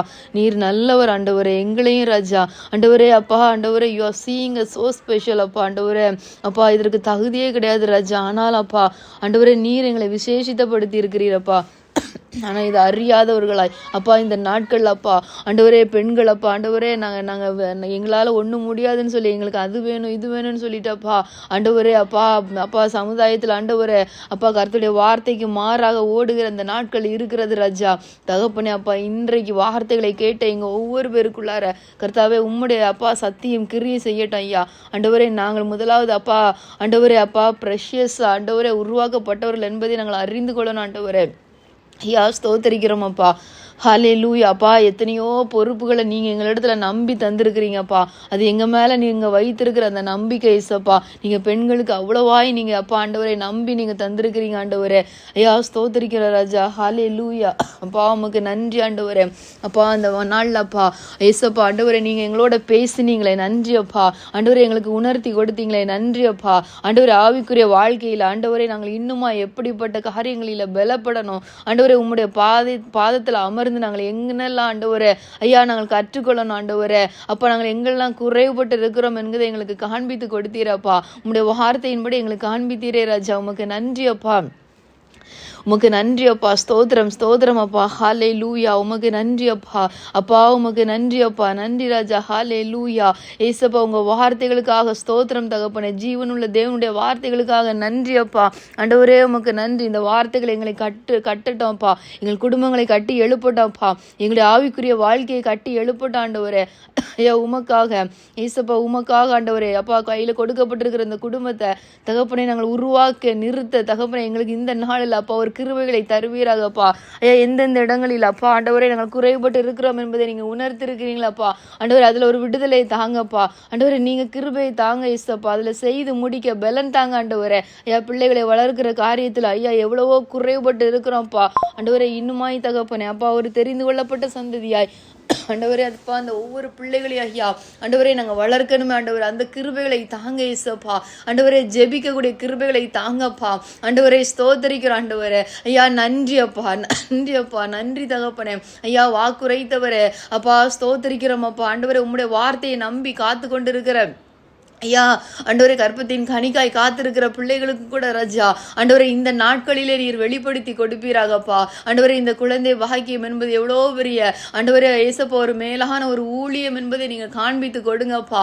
ஆண்டவரே ஸ்தோத்திரிக்கிறப்பா. இப்பொழுது இருந்தப்பா ஆண்டவரே கொடுக்கப்பட போகிற அந்த பிள்ளைக்காக ஆண்டவரே ஜெபிக்க ஆண்டவரே அப்பா ஸ்தோத்திரம் தகப்பனுக்காக ஊழியம் செய்யக்கூடிய பிள்ளைகளை உருவாக்க வேண்டும் என்கிற அந்த வாஞ்சை நீங்க கொடுங்கப்பா. ஆண்டவரே ஸ்தோத்திரிக்கிறோம்ப்பா. ஹல்லேலூயா. அப்பா உமக்கு நன்றி ஆண்டவரே. நன்றி அப்பா. எங்கள் கைகளில் கொடுக்கப்பட்டிருக்கிற பிள்ளைகளை கூட ராஜா ஆண்டவரே திட்டத்தை அறிந்து நாங்கள் வளர்க்க எங்களுக்கு கிருபைகளை தாங்க ஏசப்பா. கர்த்தருடைய திட்டத்தை எங்களுக்கு வெளிப்படுத்தி தாங்கப்பா. ஆண்டவரே ஸ்தோத்திரிக்கிறோம் ஐயா. ஹல்லேலூயா. அப்பா ஏசப்பா உம்முடைய சித்தத்தையும் திட்டத்தையும் நாங்கள் அறிந்து கொண்டாலே மாத்திரமே அப்பா எங்களுடைய அப்பா நினைவுகளையும் எங்களுடைய ஆசைகளையும் பிள்ளைகளிடத்துல நாங்கள் திணிக்க மாட்டோம் ஆண்டவரே. அப்பா உம்முடைய சித்தத்தை அறிந்து கொள்ளக்கூடிய பாக்கியத்தை எங்க ஒவ்வொரு பேருக்கும் தாங்கப்பா. நன்றி ஆண்டவரே. ஹல்லேலூயா. உங்க கிருபை எங்களோட கூட இருப்பதாகப்பா. ஏசப்பாவுடைய பிரசன்னம் எங்களை ஆட்கொள்ளட்ட ஆண்டவரே. ஐயா ஒவ்வொரு நாளும் அப்பா ஸ்தோத்திரிக்கிறோம் அப்பா. ஏதோ ஒரு பெரிய ஒரு டிசிஷன் எடுக்கிறதற்காக மாத்திரம் உம்மிடத்துல வந்து கேட்கிறதற்கு அல்லப்பா. ஒவ்வொரு நாளும் ராஜா ஒவ்வொரு நாளும் காலையில எழும்பி ஆண்டவரே ஐயா நாங்கள் படுக்கைக்கு திரும்புகிற வரைக்கும் ஐயா நாங்கள் செய்கிற ஒவ்வொரு காரியங்களும் அப்பா நாங்கள் கிச்சன்ல என்ன செய்யணும் ஆண்டவரே, யார் இடத்துல பேசணும், எங்க நாங்க செல்லணும் ஆண்டவரே, எங்க வீட்டுக்குள்ளார நாங்க யாரை அனுமதிக்கணும் ஆண்டவரே. ஏசப்பா எங்க பிள்ளைகளுக்காக நாங்க இன்னைக்கு எப்படி ஜெபிக்கணும் ஆண்டவரே, எங்களுடைய கணவருக்காக நாங்க என்னென்ன பிரயாசங்களை எடுக்கணும் ஆண்டவரே. ஏசப்பா ஸ்தோத்திரிக்கிற ராஜா ஆண்டவரே எல்லாவற்றையும் ஆண்டவரே உம்மிடத்துல ஆலோசனை கேட்டு ஆண்டவரே முடிவுகளை எடுக்க எங்களுக்கு கிருபை தாங்கப்பா. ஆண்டவரே ஸ்தோத்திரிக்கிறோம்ப்பா. கர்த்தருக்குள்ளார கட்டப்பட்ட குடும்பங்களை ஆண்டவரே எங்க ஒவ்வொரு பேரையும் நீங்க மாற்றுங்கப்பா. நன்றி ஆண்டவரே. பரிசுத்த ஆவியானவர் அப்பேற்பட்ட கிருபைகளை எங்க ஒவ்வொரு பேருக்கும் நீ தருவீராகப்பா. நீங்க தாங்க ஆண்டவரே. எங்களால முடியாதப்பா ஏசப்பா, எங்களால முடியாது ராஜா. உங்க கிருபையும் பலனும் இருந்தால் மாத்திரமே ஆண்டவரே ஐயா எங்களால முடியும் ஐயா. ஆண்டவரே எங்களை பலப்படுத்துகிற கிறிஸ்துவினால எல்லாவற்றையும் செய்ய எனக்கு பலன் உண்டப்பா. ஆமேன் ஆண்டவரே. இந்த வார்த்தையின்படியப்பா அப்பா எங்களை பலப்படுத்துகிற தேவ ஆவியானவர் எங்களோட கூட இருப்பீராக. எங்களுடைய சுய பலத்தினால் எங்களால முடியாது ராஜா. ஆண்டவரே ஒரு குடும்பத்தை கட்டி எழுப்பக்கூடிய பொறுப்பை தந்திருக்கிறீர் என்பதை அறிந்து ஐயா சகிப்புத்தன்மையோட வாழ கிருபையை தாங்க ஆண்டவரே. ஸ்தோத்திரிக்கிறோம்ப்பா. ஆமேன் ஆண்டவரே. எத்தனையோ நேரங்களில் ராஜா ஆண்டவரே அப்பா எங்க இயேசுப்பா ஆண்டவரே எங்களுக்கு மேல இருக்கிற ஐயா அந்த சாட்சியின் வாழ்க்கையை நாங்க மறந்து ஐயா எங்க மேல இருக்கிற அபிஷேகத்தை மறந்து ஆண்டவரே அப்பா எங்களுடைய சாட்சிகளை கெடுக்கும்படியான ஆண்டவரே வார்த்தைகளை நாங்கள் பேசுகிறோமே அப்பா. எங்களை மன்னிங்கப்பா ஆண்டவரே. எங்களுடைய சாட்சிகள் கெட்டு போகிற மாதிரியான கிரியைகள் எங்களிடத்துல வெளிப்படுகிறது ஐயா. எங்களை மன்னிங்க ஆண்டவரே. அப்பா ஸ்தோத்திரிக்கிறோம்ப்பா. ஒவ்வொருவருடைய இருதயத்திலே ஆழத்துல இருக்கிறத நீங்க அறிவீங்கப்பா. ஆண்டவரே எங்க ஒவ்வொருவருக்கும் காண்பித்து தாங்கப்பா. எங்க மேல நீர் ஒவ்வொரு திட்டத்தை வைத்து இந்த குடும்பங்களில வைத்திருக்கிறீர் என்பதை உணர செய்யுங்கப்பா. ஆண்டவரே ஸ்தோத்தரிக்கிறோம் ஐயா. ஆண்டவரே அப்பா ஸ்தோத்தரிக்கிறோம் ஆண்டவரே. நாட்கள் பொல்லாதவைகள் ஆனதால் காலத்தை பிரயோஜனப்படுத்திக் கொள்ளுங்கள் என்றவரே. ஐயா இந்த நாட்கள்ல கொடுக்கப்பட்டிருக்கிற ஐயா அப்பா ஒவ்வொரு குடும்பங்களிலையும் ஆண்டவரே கணவரையும் பிள்ளைகளையும் ஆதாயப்படுத்திக் கொள்ள கிருபைகளை கொடுங்க ஐயா. சுற்றி இருக்கிற ஜனங்களை உறவுகளை ஆதாயப்படுத்திக் கொள்ள கிருபைகளை கொடுங்கப்பா. ஆண்டவரே இன்னும் ஆண்டவரே அப்பா ஏதோ வாழ்ந்தோம், சத்தியத்தை கேட்டோம், சண்டே சர்ச் போனோன்ட்டு ஆண்டவரே இருக்கிற கிறிஸ்தவர்களாக நாங்க அல்லப்பா. ஆண்டவரே ஒரு கூட்ட ஜனத்தை ஆண்டவரே உமக்காக ஆதாயப்படுத்தி கொண்டு உங்களுடைய சமூகத்துல வருகிற அப்பா அந்த பாரத்தை எங்களுக்கு தாங்க ஆண்டவரே. ஐயா ஒவ்வொருவருடைய இருதயத்திலே நீங்க விதைங்கப்பா. அந்த பாரத்தை உங்களால மாத்திரம்தான் ஏசப்பா தர முடியும் ஐயா. ஸ்தோத்திரிக்கிறப்பா. விட வேண்டிய காரியங்களை உணர்த்தி தாங்கப்பா. ஆண்டவரே நாங்கள் அப்பா சத்துருவானவன் கொண்டு வருகிற ஆண்டவரே வஞ்சனையான அந்த வலைகளில நாங்கள் விழுந்து விடக்கூடாதப்பா. எவ்வளவோ கொண்டு வருகிறார் ராஜா ஐயா. அந்த வேளையில நாங்கள் பாரத்தோட ஜெபிக்கிறோம்ப்பா. எத்தனையோ குடும்பங்களப்பா ஆண்டவரே ஏசப்பா சத்துருவின் வஞ்சனையினால பிடிக்கப்பட்டிருக்குதுப்பா. ஆண்டவரே கணவனை காட்டிலும் மேலாக இருந்து அப்பா முடிவுகளை எடுக்க வேண்டும் என்று ஆண்டவரே அப்பா பெண்களை அப்பா ஆண்டவரே அப்பா வஞ்சிக்கப்பட்டு ஆண்டவரே இந்த பெண்களினால குடும்பங்கள் எத்தனையோ சிதைந்து கிடக்கிறது ராஜா. ஆண்டவரே அப்படிப்பட்ட குடும்பங்களை விடுதலை ஆக்குங்கப்பா. அப்பா அது மாத்திரமல்ல ஐயா. ஆண்டவரே குடும்பத்துல இருக்கிற ஒவ்வொரு பெண்களையும் சத்துருவானவன் வஞ்சித்து ஆண்டவரே இந்த கடைசி நாட்கள்ல ஐயா கிரியை செய்கிற எசபேலின் ஆவிகள் ஆண்டவரே அப்பா ஸ்தோத்திரிக்கிற தன்னை அழகுபடுத்தி கொள்ள வேண்டும் என்று ஆண்டவரே தன்னை மேன்மைப்படுத்தி தன்னுடைய சுயத்தை உயர்த்த நினைக்கிற ஐயா இந்த எசபேலின் கிரியைகள் ஆண்டவரே பெண்களுக்குள்ளார ஆண்டவரே இந்த நாட்கள் அதிகமாயிருக்கிறது அப்பா. இதற்கு எல்லாத்திற்கும் எங்களை நீர் விலக்கி காத்து கொள்ளுவீராகப்பா. ஒவ்வொரு பேரையும் நீங்க விலக்கி காத்து கொள்ளுங்க ஐயா. ஆண்டவரே ஸ்தோத்திரிக்கிறோம்ப்பா. ஆண்டவரே சிலுவை குறித்தே நாங்கள் மேன்மை பாராட்டணுமேப்பா. எங்களை குறித்து அல்ல ஆண்டவரே. இதை உணர்ந்து கொள்ளக்கூடிய கிருபைகளை எங்க ஒவ்வொரு பேருக்கும் நீங்க தாங்கப்பா. அப்பா ஸ்தோத்திரிக்கிற ஆண்டவரே ஐயா. உம்முடைய உணர்த்துதல் எங்களுக்கு தாங்க ஆண்டவரே ஐயா. சத்துருவினால ஆண்டவரே நாங்கள் வஞ்சிக்கப்பட்டு போகாதபடிக்கு என் தேவாதி தேவனுடைய கிருபை எங்களோட கூட இருக்கட்டும் ஏசப்பா. நன்றி ஆண்டவரே. ஹல்லேலூயா. ஆமென் ஆண்டவரே. கர்த்தரால் புகழப்படுகிற ஸ்திரீயாக ஆண்டவரே எங்க ஒவ்வொரு பேரையும் நீங்க மாற்றுங்கப்பா. ஆவியில் அனல் கொண்டு ஆண்டவரே கர்த்தரால புகழப்படுகிற ஸ்திரீகளாக நீங்க மாற்றுங்கப்பா. எங்க ஒவ்வொரு பேருக்கும் அந்த அப்படிப்பட்ட கிருபைகளை தாங்க ஆண்டவரே. நன்றி ராஜா. நன்றி அப்பா. ஸ்தோத்திரிக்கிறோம்ப்பா. ஹல்லேலூயா. அப்பா உங்க கிருபை பெரியது. எங்களையும் நேசித்து அப்பா எங்களையும் கிருபையாய் மன்னித்து ஏற்றுக்கொண்டு ஒரு குடும்பத்தை எங்க கைகளில் தந்திருக்கிறீரே உமக்கு நன்றி அப்பா. ஆமென் ஆண்டவரே. ஐயா இன்றை கேட்ட ஒவ்வொரு சத்தியங்களும் எங்கள் இருதயத்தில் அப்பா விதைக்கப்படட்டப்பா. நன்றி ஆண்டவரே. நன்றி அப்பா. சத்துருவானவன் எந்த வழியிலும் எடுத்து போடாதபடிக்கு காத்து கொள்ளுங்க ஆண்டவரே. ஐயா வேறு ஒன்றி கட்டப்பட ஐயா கனி கொடுக்கிற அப்பா மரங்களாக நாங்கள் எழுமணப்பா. விருட்சங்களா எழுமண ஆண்டவரே. ஸ்தோத்திரிக்கிறப்பா. ஹல்லேலூயா. கர்த்தர் காத்து கொள்ளுங்க ராஜா. நன்றி அப்பா. ஸ்தோத்திரிக்கிற ஆண்டவரே. ஐயா அப்பா ஸ்தோத்திரிக்கிறப்பா. தேவைகளோட வந்த பிள்ளைங்க உண்டப்பா. உம்முடைய பாதத்துல ஆண்டவரே அப்பா கர்த்தர் எனக்கு போதும் என்று ஆண்டவரே கர்த்தரை தேடி கர்த்தரை நம்பி ஆண்டவரே கர்த்தரையே தெய்வமாய் கொண்டிருக்கிற பிள்ளைகள் உண்டப்பா. ஆண்டவரை ஸ்தோத்திரிக்கிறோம்ப்பா. ஒரு நாள் வெட்கப்பட்டு போகாதபடி செய்கிற தேவனுடைய பாதத்துல நின்று நாங்கள் ஜெபிக்கிறோம் ஆண்டவரே. ஐயா என்னென்ன தேவைகளோடு அப்பா என்னென்ன பாரத்தோட இருக்கிறாங்களோ ஐயா ஆண்டவரே நீர் அறிவீரேசப்பா. எல்லாவற்றையும் தகப்பனே உம்முடைய சித்தத்தின்படி ஆண்டவரே அதினதின் காலத்துல செய்து கொடுப்பீராகப்பா. ஆண்டவரே பலவீனத்தோட இருக்கிற பிள்ளைகளுக்காக உம்மை நோக்கி நாங்கள் பார்க்கிறோம் ஆண்டவரே. ஐயா ஒரு பரிபூரண சுகத்தை நீங்க கொடுங்கப்பா. ஆண்டவரே ஸ்தோத்திரிக்கிற ராஜா. ஆண்டவரே ஐயா பலவீனத்தை மாற்றுகிற அப்பா பரிகாரியாகிய கர்த்தர் நீர் வெளிப்படுவீராக ராஜா. அப்பா ஸ்தோத்திரிக்கிறோம்ப்பா. ஆண்டவரை நாங்கள் கேட்கிற வார்த்தைகள் கேட்கிற வசனங்கள் எல்லாம் வாழ்க்கையில அனுபவிக்க கிருபையை தாங்கப்பா. அப்பா ஏசப்பா ஆண்டவரை பலவீனத்தோட இருக்கிற பிள்ளைகளுடைய வாழ்க்கையில நானே உன் பரிகாரியாகிய கர்த்தர் என்கிற வார்த்தையை ருசித்து பார்க்க கிருபையை கொடுங்கப்பா. ஆண்டவரே அப்பா அந்த பலவீனத்துல உம்முடைய பலன் பூரணமாய் விளங்குகிறத காண பண்ணுங்கப்பா. இயேசுவின் நாமத்துல கர்த்தாவே நீர் ஆண்டவரே ஐயா யார் என்பதை அறிந்து கொள்ளக்கூடிய கிருபைகள் இந்த நாட்கள்ல ஆண்டவரே ஒவ்வொரு பேருக்கு ஏற்படுத்தி கொடுப்பீராகப்பா. ஆண்டவரே வியாதிகள் நீங்கட்டும் ஐயா இயேசுவின் நாமத்துல அப்பா. ஸ்தோத்திரிக்கிற ஆண்டவரே ஐயா மரண பயத்தை கொண்டு வருகிற எல்லா சத்துருவின் கிரியைகளும் அழிந்து போகட்டப்பா இயேசுவின் நாமத்துல.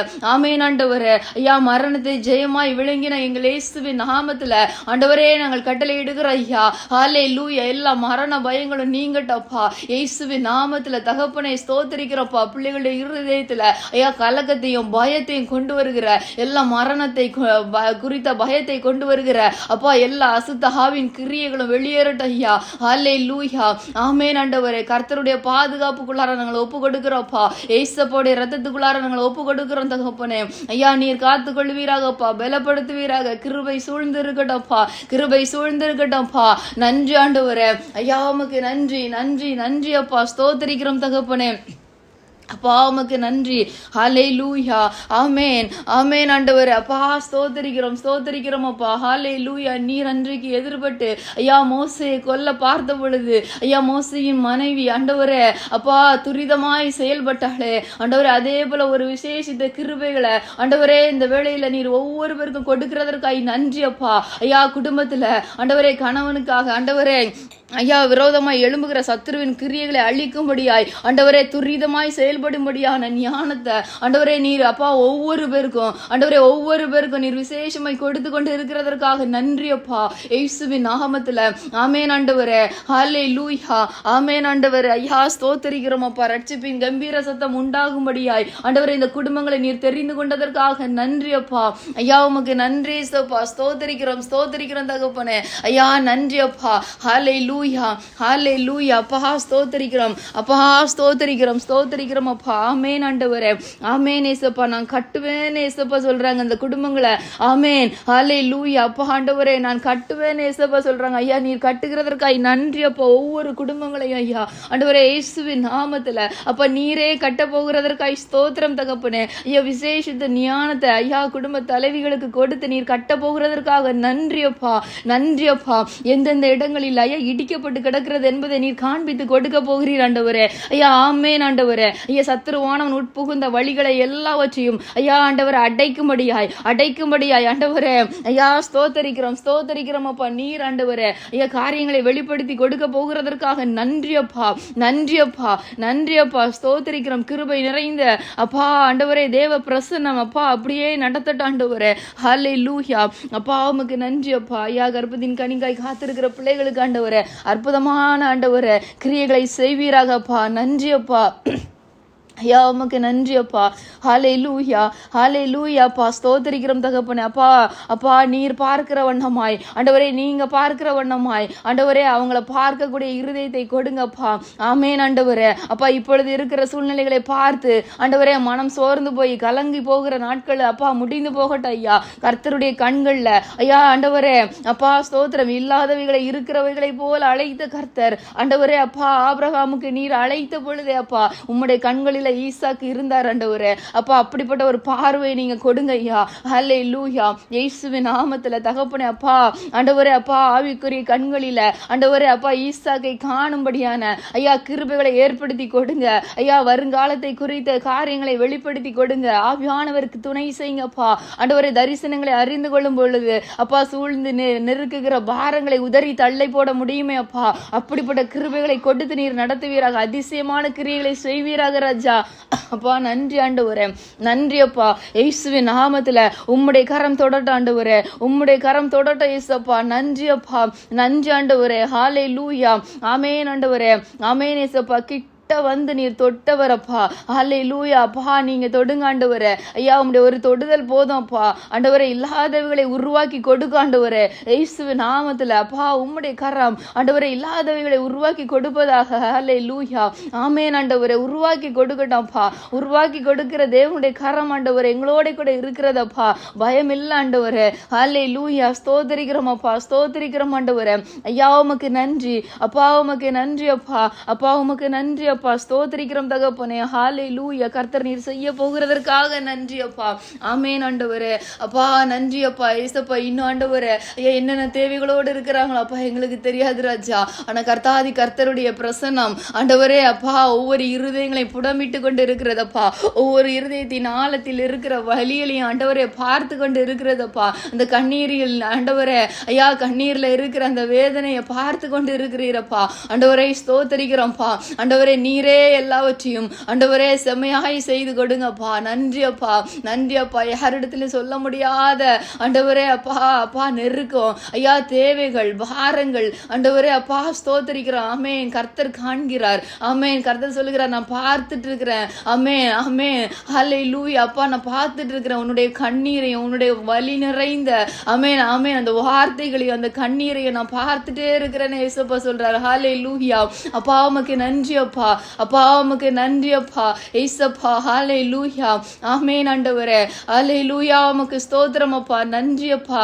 ஆமென். மரியாள் சங்கதிகளை எல்லாவற்றையும் தன் இருதயத்திலே வைத்து கொண்டது போல ஆமென், தன் இருதயத்திலே எல்லாவற்றையும் வைத்து கொண்டு ஆமென் கலங்கி கலங்கி கண்ணீரை வடித்து கொண்டிருக்கிற கர்த்தருடைய பாதத்துல ஆமென் கண்ணீரை வடித்து கொண்டிருக்கிற பிள்ளையை கர்த்தர் சொல்லுகிறார், நான் உன்னை பார்த்துட்டே இருக்கிறேன்.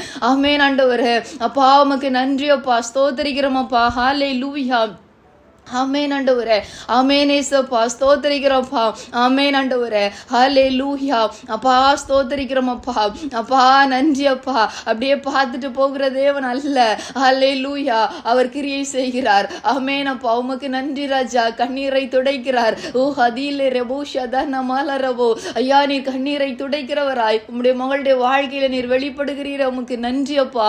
ஐயா நீர் கண்ணீரை துடைக்கிறீர் ஆண்டவரே. ஓ திலே ரிபஹு தீனலரோ ஷதல ஐயா ஸ்தோத்திரிக்கிறோம் அப்பா. நீர் துடைத்து விடுகிறதற்காக நன்றி அப்பா. நன்றி ஆண்டவரே. பரிசுத்த ஆவியானவருடைய தொடுதலை அப்பா ஆண்டவரே அப்பா நீர் உணர செய்கிறதற்காக நன்றி அப்பா.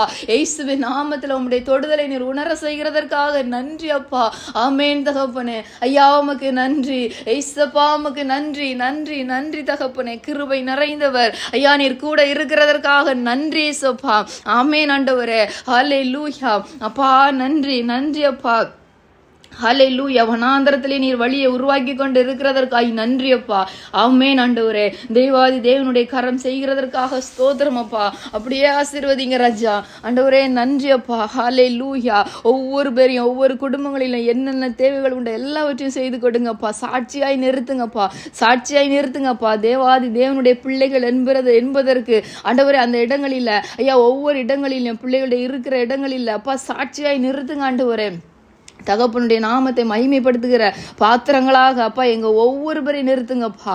நன்றி தகப்பனே. அப்பா நாளை தினத்துல கூட ராஜா பரிசுத்த ஓய்வு நாளப்பா ஆண்டவரே. ஐயா உண்மையாய் பரிசுத்தத்தோட வந்து கலந்து கொள்ள எங்கள் கிருபைகளை தாங்கப்பா ஆண்டவரே. ஏசப்பா பிரசங்கிக்கப்படுகிற ஒவ்வொரு இடங்களிலும் உம்முடைய பிரசன்னம் மகிமையின் மேகத்துல ஆண்டவரே நீர் இறங்கி வந்தவர் இறங்கி வருவீராக ராஜா. ஆண்டவரே அப்பா முழுவதுமாய் நீர் நிரப்புவீராக அப்பா ஆண்டவரே. அப்பா ஆண்டவரே எல்லா சிஎஸ்ஐ சபைகளில் ஆண்டவரே அப்பா ஸ்தோத்தரிக்கிறோம் அப்பா. ஏதோ பாரம்பரியமாய் ஆண்டவரே நாங்கள் லென்த் ஃபாலோ பண்றோம்னு சொல்லி ஆண்டவரே அந்த அப்பா புக்கை வைத்துட்டு ரீட் பண்ணிட்டு போகிறதற்கு அல்லப்பா ஆண்டவரே. ஐயா இந்த நாட்கள்ல சபை மனம் திரும்பட்டப்பா. ஏசப்பாடத்துல திரும்பட்ட ஆண்டவரே. கர்த்தருடைய அப்பா அப்பா நியாயப்பிரமாண புஸ்தகத்தை வாசித்த பொழுது ஆண்டவரே அன்றைக்கு நீர் அப்பா அந்த ராஜாவுக்கு உணர்த்தி கொடுத்தீரப்பா. அழ பண்ணி நீர் ஆண்டவரே. ஐயா வேதனைகளை கொடுத்தீரப்பா ஆண்டவரே. உணர்ந்து கொள்ளக்கூடிய கிருபைகளை கொடுத்தீரப்பா. அப்பா அப்படிப்பட்ட ஒரு கிரியையை எங்க ஏசப்பா சபைகளில் நீங்க செய்யுங்கப்பா. வசனத்தை வாசிக்கிற வேளையில கேட்கிற வேளையில ஐயா ஒரு பாவத்தை குறித்த உணர்வை கொடுங்கப்பா ஆண்டவரே. துணிகரமா எத்தனை பாவங்கள் சபைகளுக்குள்ளார பெருகி கொண்டு இருக்கிறது ராஜா. எல்லாவற்றையும் என் தேவன் நீர் மன்னிப்பீராகப்பா. மன்னித்து கிருபையா இரக்கம் செய்யுங்கப்பா. இரக்கம் செய்யுங்கப்பா. எழுப்புதலுக்கு சபைகளை ஆயத்தப்படுத்துங்கப்பா. அப்பா ஒவ்வொரு சபையிலையும் ஒவ்வொரு ஆராதனையிலையும் ஐயா ஆண்டவரே அப்பா உங்களுடைய அக்கினி அபிஷேகம் ஊற்றப்படட்டும் ஆண்டவரே. அப்பா ஏதோ ஆண்டவரே கடமுறைக்கு நாங்கள் ப்ரீச் பண்ணோன்னு சொல்லாதபடிக்கு ஆண்டவரே அப்பா சத்திய ஆவியானவருடைய துணையோடு ஆண்டவரே வார்த்தைகள் பிரசங்கிக்கப்படட்டோப்பா. எல்லா இடங்களிலும் தேவ ஆவியானவர் அசைவாடுவீராக ராஜா. எழுப்புதலுக்கு ஆயத்தப்படுத்துங்கப்பா. ஆயத்தப்படுத்துங்க. ஒவ்வொரு தனிப்பட்ட ஆத்மாவையும் குடும்பங்களையும் ஐயா ஸ்தோத்திரிக்கிறோம். சபையையும் ஆண்டவரை ஆயத்தப்படுத்துங்கப்பா. அப்பா எழுப்புதலுக்கு ஆயத்தப்படுத்துங்கப்பா. நன்றி ஆண்டவரே. நன்றி அப்பா. அப்பா அப்பா உம்முடைய பரிசுத்த ஆவியானவருடைய கிரியைகள் செயல்பட முடியாதபடிக்கு ஐயா எழும்பி இருக்கிற எல்லா சத்துருவின் கிரியைகளும் ஆண்டவரே மாம்சத்தின் கிரியைகளும் அழிந்து போகட்டப்பா. இயேசுவின் நாமத்தில் ஐயா எழுப்புதலுக்கு நேராக சபைகளை ஆயத்தப்படுத்துங்கப்பா. ஆயத்தப்படுத்துங்கப்பா. நன்றி ஆண்டவரே. கர்த்தர் கிரியை செய்ய போகிறதற்காக நன்றி அப்பா. எங்களை தாழ்த்துகிற ஆண்டவரே ஒப்பு கொடுக்கிறப்பா. எங்களோட பேசின தேவனுக்கு நன்றி அப்பா. அம்மேன் ஆண்டவரே. எல்லா துதிகன மகிமையும் ஒருவருக்கு மாத்திரம் நாங்கள் செலுத்துகிறோம் ஐயா. நீர் மாத்திரம் பெருகணும் நாங்கள் சிறுகணும் ஆண்டவரே. இயேசுவின் நாமத்தில் ஜெபிக்கிறோம் தகப்பனே. ஆமென். ஆமென் ஆமென். எல்லாரும் சேர்ந்து சொன்னா என் ஆத்மாவே ஸ்தோத்திரி என் முழுவதுமே அவருடைய பரிசுத்த நாமத்தை ஸ்தோத்திரி. என் ஆத்துமாவே கர்த்தரை ஸ்தோத்திரி. கர்த்தர் செய்த சகல உபகாரங்களை மறவாதே. ஆமென். இந்நாளையும் ஆண்டவர் நம்மளோட நிறைய காரியங்களை இடைப்பட்டார். நிறைய காரியத்தை பேசிட்டு இருக்கும் போதே அநேக காரியங்களை கர்த்தர் சொல்லி கொடுத்தாரு. உண்மையிலேயே இந்த வார்த்தைகளை நாம் மனதில் வைத்துக் கொள்வோம். நாம் ஒவ்வொருவரும் கர்த்தரால் அழைக்கப்பட்டவர்கள். நம்முடைய சந்ததியை உருவாக்குவோம். கர்த்தருக்கு பயப்படுகிற ஒரு சந்ததியை உருவாக்குகிற பொறுப்பு இங்க இருக்கிற ஒவ்வொருவருக்கும் உண்டு. அதை மனதில் வைத்துக் கொள்ளும். ஒரு நாளும் அழியாதபடிக்கு அந்த எண்ணத்தோடு நாம் கர்த்தரை நோக்கி பார்ப்போமானால் அந்த பாரம் நமக்குள்ளாலே இருக்கும். நம்முடைய